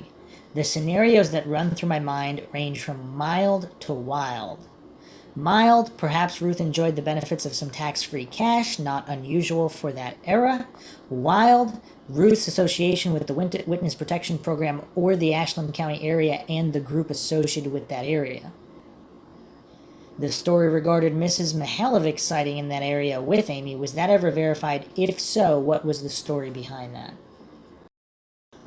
And with Detective Spatzel, I mean, he's kind of tricky. So he might not always be telling the truth about what he knows. Maybe he did know about her. Maybe he wasn't allowed to say because it is affiliated with the Witness Protection Program or something. Other people are asking, what's the connection between Ruth and the Matlocks, if any? Some responses here: "I haven't heard of any connection between Ruth and the Matlocks. Maybe someone else here knows more about that and could comment. I agree with your thoughts of mild. However, I do tend to lean in the direction of Witness Protection Program. What would be the reason for that? The claim was that someone went to Margaret's mother and asked her for address books, as I recall. She assumed it was someone from the Bay Police Department and turned them over. I never heard any more. What does that tell you? So far, no one has claimed responsibility for doing that, so I hear. The only story of Margaret being in the Ruggles area was told to me directly from the person that claims to have met her 2 years before Amy went missing. Amy was not with her at the time. Margaret was with an old friend from Hinckley, according to the person. That person signed a statement claiming it was true. That person was also questioned a few times by the FBI. When I asked Detective Spatzel who the woman was in the picture on James's site, he did sound a little upset that he hadn't seen the picture before I posted. I truly believe he didn't know a thing about Ruth. As far as Al Matlock, the last I heard about him was a few months back. Another person said they talked with a police psychic, and the psychic told them to tell the FBI that Al Matlock was living on the beach in Key West, Florida. Whether they told FBI or not, I haven't heard. I do know that this psychic did tell me things years ago that seemed to fit a few things in this case, so grain of salt or whole boxful, he may just be there. Okay, that's kind of weird. If both Al Matlock and Dean Runkle moved to Key West, what would that suggest? I don't know. That'd be another bizarre coincidence. So another post here. Okay, let me get this straight. Margaret was seen in the area where Amy was found, visiting, and knew a man named Bud who was some sort of relative of the Matlock clan. Bud lived or lives in Amherst. Are the Matlocks related to an Ashland County deputy? Al Matlock's had connections in the Bay Village area. Al Matlock made disparaging remarks about a 10-year-old little girl. Al Matlock disappears. An article of clothing, evidence found at a murder scene, was returned to Al Matlock. By whom and why? Do the FBI and or Bay Village Police read this? If so, why is this still an open case? I am outraged. Reaching, did Ruth have an association with Ashland County? Another post here. Al Matlock did disappear, but it was probably a year after the body was found. I was told the coat was returned by a deputy, no reason given. I'm sure this site is watched by BVPD as they were watching Crime Rant. It looks like they want to keep all their apples in one basket until they are certain that none of these men connect to each other. Ruth may have known of what was going on in the Mihaljevic home with different family members. For instance, she had to know that Margaret did have a drinking problem, so did she know, or was she a person that went out with her to different places to drink? If so, where? Who did she talk with, dance with? Did Ruth know all of Amy's friends? Surely the two talked about horses, school, different things. What was her reason for being in that family? Was she just a sitter? Where did she come from? Was she checked out by the family before she became so close? Where did she go for all these years? The reason for not saying something sooner, she said, was she didn't want to jeopardize the case. What exactly was she talking about? The investigation could have gone a completely different way in the beginning. Suspect? No, I don't think so. But if you look at James's site, you can compare the composite of the one person to Ruth, and they look like they could be related. As for the covering, who knows? It's been said that the small-town beginners band banner, which is made only by the members, it can't be purchased in a store, which they hang on to a wall with their logo and such, could have been what covered her. Remember, it was said a coat and a blanket were found in the area. Okay, another post here. Here's where the expletive begins to get deep. From the beginning, it was rumored that a cop was involved. After all these years, checking the case out, I've come to the conclusion that the only area in which this seems to be true is with this coat. I followed this coat story to what seems like a possible connection to what happened to Amy. The entire thing sounds like something made for a TV movie on Fright Night.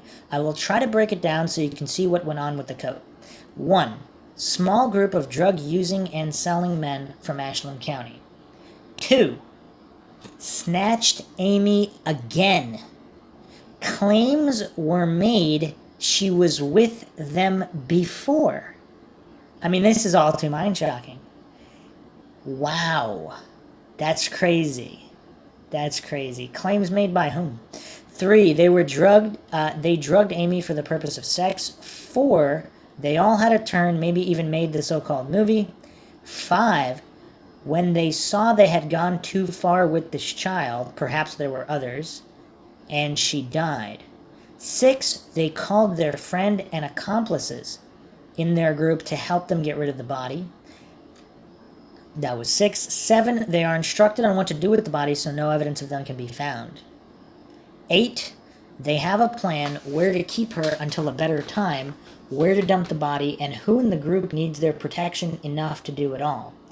9. Who in the group would take them up on this offer of protection, you say? 10. Looks to me like it would be none other than Al Matlock. 11. Same initials in the coat, and by golly, it's his coat to boot. 12. Why would Matlock need protection, you say? 13. He raped and tortured many young girls, some he just left to die in the middle of the roads, on sides of the roads, threatening each one, should they tell, he would kill them. And I don't know how this has been verified. Is this all just rumor that this is Matlock's MO? Now, if you look at this story, what do you have? 1. Cop involved. 2. Sex. 3. Drugs. 4. Murder. 5. Higher-ups. What's possible? 1. The house on County Road 500. 2. The movie. 3. Some of the players. 4. The reason she died. 5. Reason she was in the field. 6. Who might have put her there. 7. Why the coat was given back. 8. Who gave it back. 9. The possible reason Al left town. 10. Who knows? It's just another story. Another post here. It really is difficult to believe that Al Matlock was not arrested when his coat was found at the scene. It's unfathomable to imagine that there could have been a cover-up. It would explain a lot, though. Was he one of the suspects who submitted a DNA sample? Another post here. They have never found Al. He left the area and hasn't been seen since. I don't believe that Al had anything to do with Amy's murder because of the comment he made to that other person in the front yard of that house in Westlake. Al said they killed when talking about Amy. However, I do believe he knew about it. That may be the reason he hasn't come back. Think about what would happen to him if he did. So I guess they're alleging that if Matlock knew that whoever did this crime, if it was a group and it may have had police officers involved in the group, he would not come back. Another post here. I do agree that Amy left the shopping center on foot. It's my feeling that she met up with the person on her way back to school to get her bike. Does anyone remember the gas station on the other side of the shopping center? Not the side where Mr. Burns has a station. If so, what was the name of it? That station is no longer there. It's been gone a while. This response from possibly Amy's friend, it was a Shell station, and I definitely remember it because we always used the payphone in the parking lot. Huh, so she's stating that was a popular phone to use. Wow, very curious. Amy's friend said it was not a booth, but a drive-up phone in the front part of the station. Remember those? You could pull your car alongside it and talk from your car. Huh. That's really interesting. Another post here, which is quite curious. Keep in mind, Margaret assumed Amy had called from home. If you are on a payphone, you'll have a lot of background noise, regardless of in a store or outside. If you're in a house, it'll be quiet. Unless, of course, she assumed that Amy had the TV on in the background and it was a little noisy. But Amy's friend responded here, yes, that's something I've thought about too. October 27th, 1989 was a gorgeous day and every kid in Bay was outside around the area of Bay Square. The phone that was outside Burns' auto would have been the most quiet, no kids around. Remember Rick Burns said he saw Amy in a car in his parking lot. That would definitely fit. Okay, so Paula is the owner of the store where the man came in and drew a map. Here's another post relating to that. I spoke with Paula. She wants to know the same thing. Paula faxed Detective Spatzel a copy of the map to the old police station a long time ago with her name and fax number. She also faxed him a copy of the map of the house in Westlake. Bill Hayes has said he had been there with Al Matlock. It is behind the Mihaljevic home. Paula and Bill Hayes are still waiting for someone to talk with them. Paula states that as far as she knows, the man could have been Mark Spatzel working undercover. as it was around the 10-year point, and that could be the reason they never questioned her. Wow. Because she did say the guy looked like Mark Spatzel, another coincidence. Wow. I mean, this is all crazy. If Ruth was only going to the home when Mark was at work, then he would not have known her. When I spoke with Detective Spatzel, he did not know of Ruth. He also called James in and requested everything he had on her after finding out he had posted Ruth's picture on his site. Ruth also told James she did not step forward before because she did not want to put the case in jeopardy. Ruth also became very upset with James because he posted her picture on his site. So what was it that she doesn't want to talk about? Another post from Amy's friend here. I did not know Ruth at all. My relationship with Amy totally revolved around our time together at Holly Hill. My opinion on drugging is that if Amy was drugged, then the police would have revealed that to the public. This has always been my take on Amy's abduction and murder. I believe that Amy was a target of a sex crime and not an intended murder victim. I think her abductor did not intend or plan to kill her, but did so after she fought back against his advances. I also believe this was the first murder for Amy's killer and that he killed again after her but changed his MO to something other than the phone call setup because he is smart and knows how to avoid being caught. I mean, this is really bizarre. Ruth contacted James. She wanted to talk. They set up an appointment to meet. Ruth gave him the info. He put it on his site and gave him a few pictures. I've followed James from his first book signing at Bay Village Library. My thoughts are someone might want to say something I haven't heard before and I don't want to miss it. I've talked with James a few different times. James was in the dark about Ruth too until she called him almost 20 years later. At first, James thought that Ruth was known until he put the picture on his site. He was only wanting to share more pictures of Amy until Detective Spatzel called him and wanted the lowdown on Ruth. James hadn't a clue. Unless, of course, Detective Spatzel knew about Ruth, didn't want any of that information public, and now he had to find out what James knew. An anonymous poster here. Am I the only one that thinks Ruth's statement, Ruth also told James she did not step forward before because she did not want to put the case in jeopardy, makes absolutely no sense? No sense. And why put the case in jeopardy now unless she thinks it's never going to get solved anyway and she doesn't care anymore? I mean, I don't know. It's weird.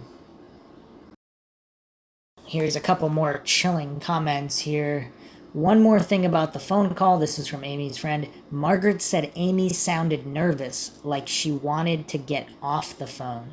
Something in the sound of her voice led Margaret to believe that something was wrong. I think that Amy called her mother because the kidnapper told her to, because he knew it would buy him some time. I also think he was standing right next to her when he called. This little detail is one of the reasons I have always thought that the killer knew Margaret and the Mihaljevic family. Anonymous posted this. When Amy was first abducted, I thought I had read in the newspaper that when Margaret had questioned Amy about how the tryouts or practice went, Amy told her they were on a different day. I had always wondered if she was trying to secretly tip off her mother that something was wrong without alerting the killer. I believe that he was standing right there too. Another strange post here. This is from James Renner's blog, February 16th, 2010. Did Bay Village Chief let something slip? I didn't even catch this. Apparently, back in October, when asked about Amy's killer, Bay Village Police Chief David Wright told Channel 3 News that he believes the suspect lives in the West Shore area. West Shore is local slang for the Bay Village, Rocky River, Westlake area.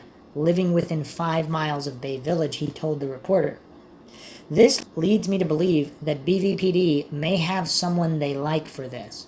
One explanation for not spending more time on Runkle or other suspects is that they have another suspect they like better, though Detective Spatzel has long denied this. But why else would Wright say such a thing?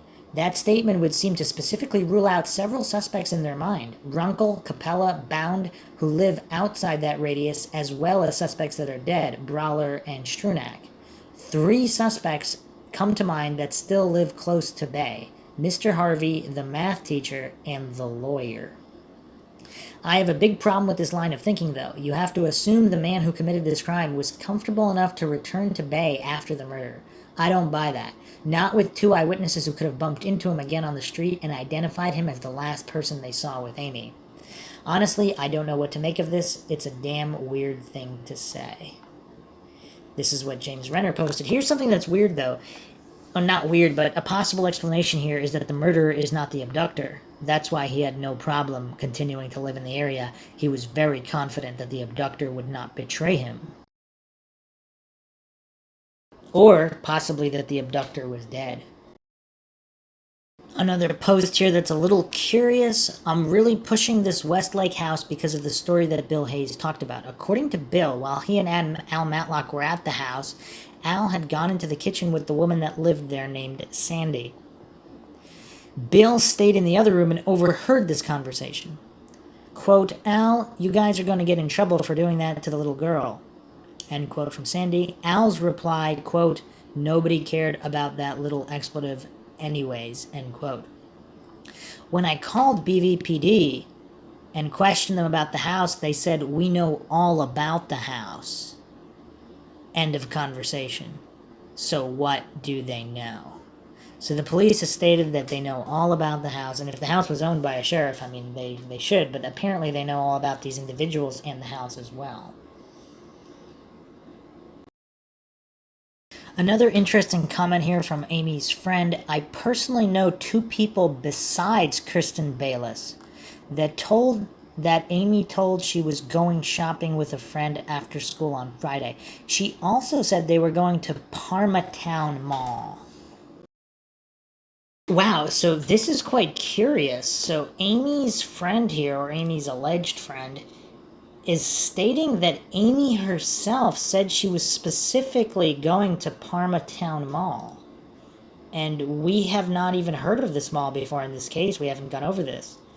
We have Euclid Square Mall, beyond Cleveland, the Westgate Mall, but we did not have this Parmatown shopping area, which is to the southeast, outside of the Westlake radius. I don't know if she's referring to the shop currently known as the Shops at Parma, but it's about 16.8 miles southeast, 29 minutes from Bay Village. Very curious. Very curious. So this friend is also saying, I definitely think he used the shopping ruse on Amy. More proof that he knew Margaret, I think. I'm guessing that he knew Margaret was upset due to her divorce and that Amy would have loved to cheer her up. Amy cared very much about her mom's happiness, as most little girls do. One of the conversations I had with Amy at Holly Hill just prior to her death was about her mother and how she was mad at her. Amy was crying as we talked and brushed one of the horses. I told Amy about my mom being mad at me for trying to wear Lee press-on nails to school, and that made her laugh.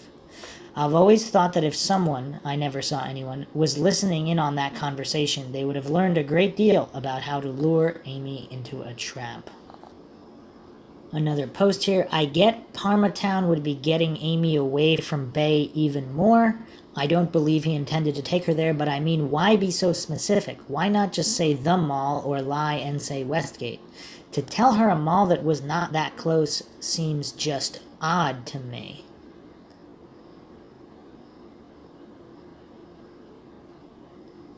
Something else that I just thought of, so Amy's house got a call from Euclid Mall that day. What if the assumption there were more than one man is correct, and the partner who was not in Bay at the time called Amy's house to see if she was there? Since she did not answer, that told them their plan was being set in motion. So all very, very suspect. Extremely suspect. We went over a lot of stuff that has not been gone over. These seem just way too many coincidences.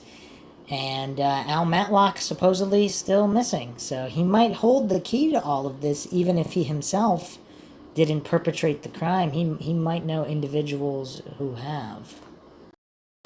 Couple more mind shocks here, since we seem to be on a roll with them. One of the researchers in the case also emailed me this. Back in August, before anything happened with Amy, her mother, Margaret, was arrested in Metro Park. So this is a couple months prior to Amy's abduction. The records were expunged. This was a time when she was drinking a lot. Theory, she was seeing a married man and got caught. A well-to-do family from Bay. Possibly the babysitter's husband. He was the one that was found shot dead in Metro Parks too, over a year after they found Amy's body. This would have been Mr. Sabo. Here's how that might have connected. A phone call was made to a TV station in Cleveland, and the caller wanted $20,000 for info on the whereabouts of Amy. He said she could be found in the Tri-County area. The station was going to set up a meeting with this person to get more info, but he hung up. The caller said that she could be found. He didn't say her body could be found, which tells me she is still alive at that time. That call came in almost a month to the day that they found her body. Death certificate of that guy states suicide. So again, if that was that Martin Sabo that made that call? That was impossible because the placement of the gun, which he had purchased that day, even the guy's son, who just passed recently, believed he was murdered. His daughter called me to ask about the amount of money I talked about, as her father did in fact owe $20,000 to some family friends. Do I think he figured out who took Amy? Yes, I do. I think it's because it's always been my theory that she went through the bowling alley, and what was next to that? It was the tanning salon that Mr. Sabo owned. How convenient that he wasn't there the day Amy went missing. I think they called her the day before after she got home from school and asked her to meet them the next day after school. I say this because she didn't say anything to her mom about choir practice until just before going out the door for school that morning. She had known about it even 2 days prior. She would have said something to her mom and dad, and they would have known that there weren't any tryouts on Fridays. Amy asked for permission that morning. So in this theory, Martin Sabo found out, so he's not complicit, but somehow he found out what happened. Does he have a connection to somebody? Some other interesting emails here. The curtain was made by the Amish. There are some Amish in the Ruggles area.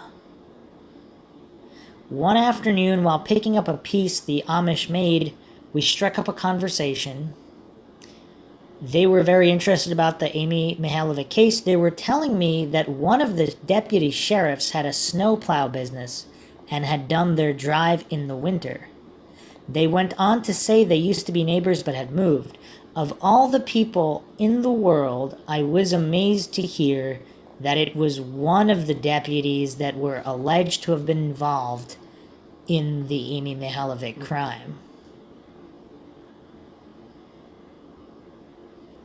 So this researcher actually showed them a photo of this curtain and asked them if this was something they made, and they said yes. They would have made something like that to use as a cover for a door going into the barn. The Amish always stop at auctions and sales of all kinds. So, regarding Spatzel, other emails from researchers cite this. My personal opinion of Spatzel is that he's an alright guy. I don't believe him or any of the FBI agents, retired or not, that live in the Bay Village area were made aware of the fact that it was an undercover, tangled up mess. Supposedly there were undercover agents in the Westlake house regarding trying to bust the drug dealers, Matlock and all of his associates, before Amy Mihaljevic was taken. So they were already caught up in the mess. After all, if anyone knew, then it wouldn't be an undercover operation. There absolutely was drugs going into that house behind the Mihaljevic home. That's the house where Al Matlock was going to get drugs. Was it a big drug cartel or operated by the mob? I have no clue, but it seems like it. And supposedly these deputies associated with these possible deputies associated with Amy Mihaljevic were going into the house, and they all knew Matlock. And Amy Mihaljevic might have ridden her bike in the parking lot of the bank next to the house so they could have seen her. Supposedly, one of these deputies that was currently employed was filtering the info coming in to the Bay Village Police Department, and that's why the case didn't get solved. And the final mind shock here will be from the Amy Army investigation team. This was posted just a few months ago under the Mindshock podcast, Amy Mihaljevic Back to Square One. Thanks for talking about Amy's case again, Bruce. Listen, we are 95% sure we have this done. Why this long unsolved? It's simple. How do you bring down the hierarchy of a state government?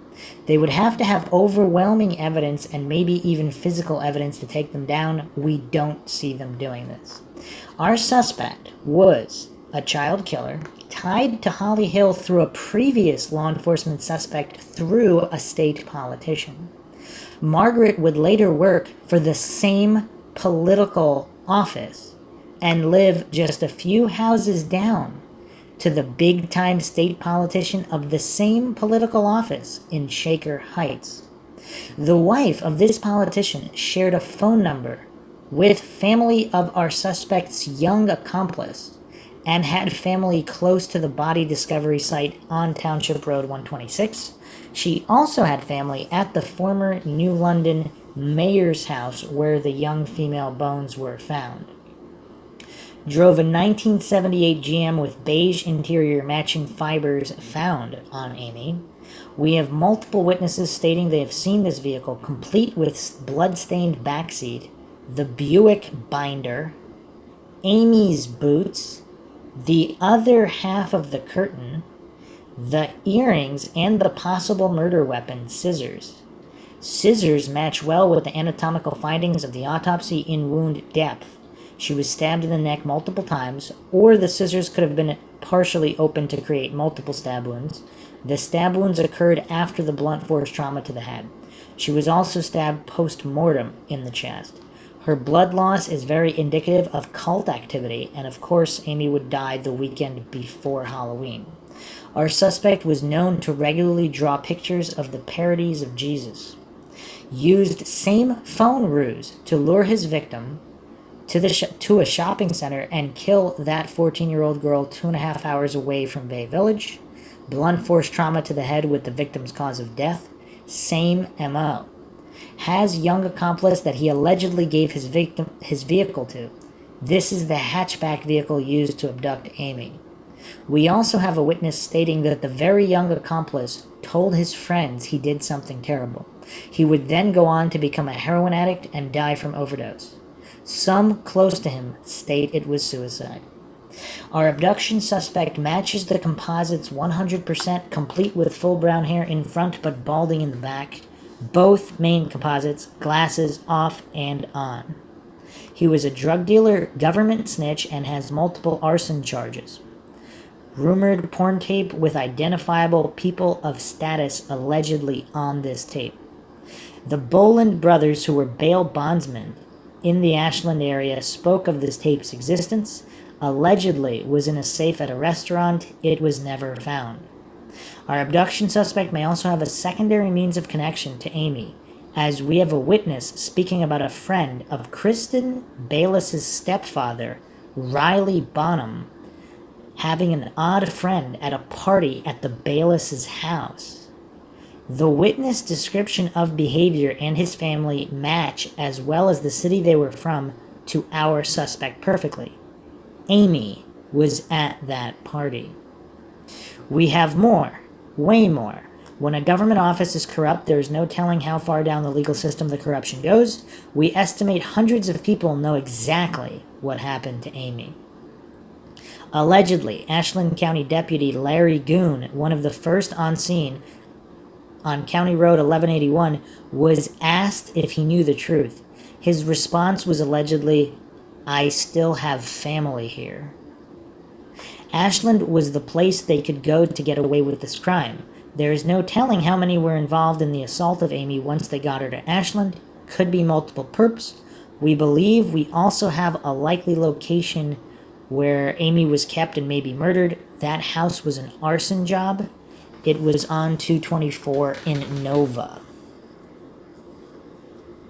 When we can figure out how to proceed without making hell out of our own lives, we will. Until then, we wouldn't expect law enforcement to solve this. Both our main suspect and his young accomplice are deceased. This was posted by Blaze Amy Army. Wow. A lot of crazy information there.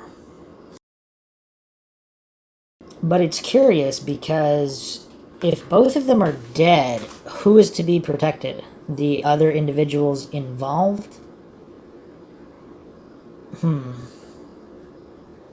So, the New London's mayor's house had some bones discovered. I don't know if there's an update on any of this information here. There's another, actually, before we get to that, Amy's Army also had this other post here. The mob is only one angle we have investigated. We have had members investigate all facets and possibilities. We believe we have the answers. Our main suspect, child killer, matching physical description perfectly connected to Ohio government dignitaries, and a prior law enforcement suspect and brother from Holly Hill. Our suspect drove a 78 GM with a nutmeg gold interior. We have an informant also stating they have physically seen our suspect's vehicle, complete with bloodstained back seat, Amy's belongings including her earrings, Buick binder, the other half of the curtain, and possible murder weapon. Our suspect killed his young female victim with blunt force trauma to her head and used a telephone ruse to lure the victim to a shopping center. They're not really naming what this other case was. I would think it'd be pretty infamous if this is only 2.5 hours from Bay Village. It doesn't state the year here. There is way more. Interesting to note as well is the brass was ordered to stand down on our murder suspect in that murder case. We have it all connected by facts, public records, court documents, informants, and more. We have heavily investigated the cult angle as well. Our thoughts and concerns on this latest development. 1. Why would this person's ex-girlfriend wait this long to tip police? 2. The court documents could not be obtained by a team of our members who specifically were tasked with locating said documents. 3. Why has Channel 5 obtained these Why has only Channel 5 obtained these court documents? 4. If DNA was given, there is still no arrest. 5. This is the second time that an eyewitness has allegedly picked someone from a photo lineup, 2 different people. 6. The fibers on Amy's body do not line up with said Oldsmobile of latest POI. The fibers were analyzed and were said to be from a late 70s GM vehicle. We spoke to the big carpet mills. In the first years of the 80s, they switched carpet types. The 2 carpet types from those 2 eras are known as Cut Pile and Essex. The 80s Oldsmobile and late 70s GM vehicle contained 2 different types of carpet. Keep in mind also here that it was said early on that the carpet fibers came from a late 70s Ford van or camper.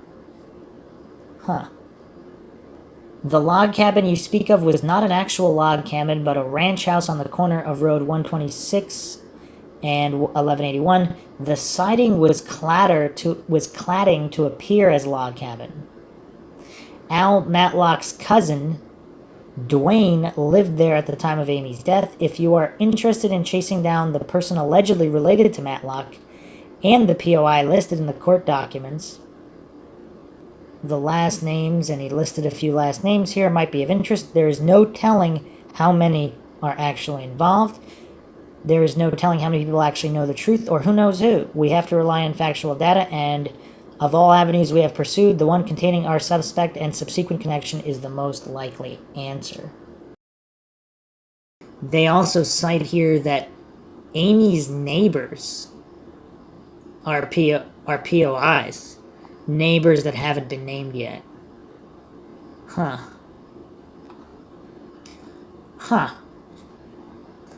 So here's a post on unresolved mysteries. Mysterious bones found in garage in New London, Ohio. Nonprofit steps in to help identify young woman. A homeowner discovered 72 this was posted 2 years ago. Homeowner discovered 72 human bones while renovating a recently purchased garage in New London, Ohio in 2016. Mercyhurst University forensic anthropologists determined they were likely from a young woman between the ages of 13 and 20 who stood between 4'10 and 5'6". Nonprofit The Porchlight Project is working with New London Police and will fund DNA testing. Is she murder victim or missing person? And supposedly, I guess Amy Army is saying that this was the mayor's house? And I wonder if there were any updates here. James Renner is the president of the Porchlight Project. Huh. So I found an update here from 2020. Nonprofit paying for new DNA testing. In 2016, a New London resident discovered 72 bones. Still has not been identified. And I guess, yeah, they didn't say whose property this is. Amy's Army is saying that this was the mayor's former property? I guess, or not. What are they alleging here? Not clear. Not clear. There's just so many rabbit holes here. But hopefully with at least the new update this past year, if you haven't checked out the 2021 update, I posted it as well, with the former wife, girlfriend of another person of interest who lived nearby Bay Village, claimed he didn't come home that night, etc. At least there is interest in the case, and hopefully closure will be found at some point in the future. I hope you guys found another edition of Mindshock True Crime interesting. You can help support the podcast, donate to our PayPal, just check the link in the description. Make sure you subscribe to the channel, hit that bell for notifications, like and share this podcast to keep awareness up in this case as well as other cold cases. Twitter, Facebook, Reddit, Patreon. Patrons do get a priority for case topic, logical analysis, co-podcaster requests. You could also be a guest on the podcast depending on your tier. Questions, comments, theories, thoughts, suggestions, rebuttals, debunkings of any kind, leave them in the comment section. This is Bruce McGuire signing off. Catch you guys next time.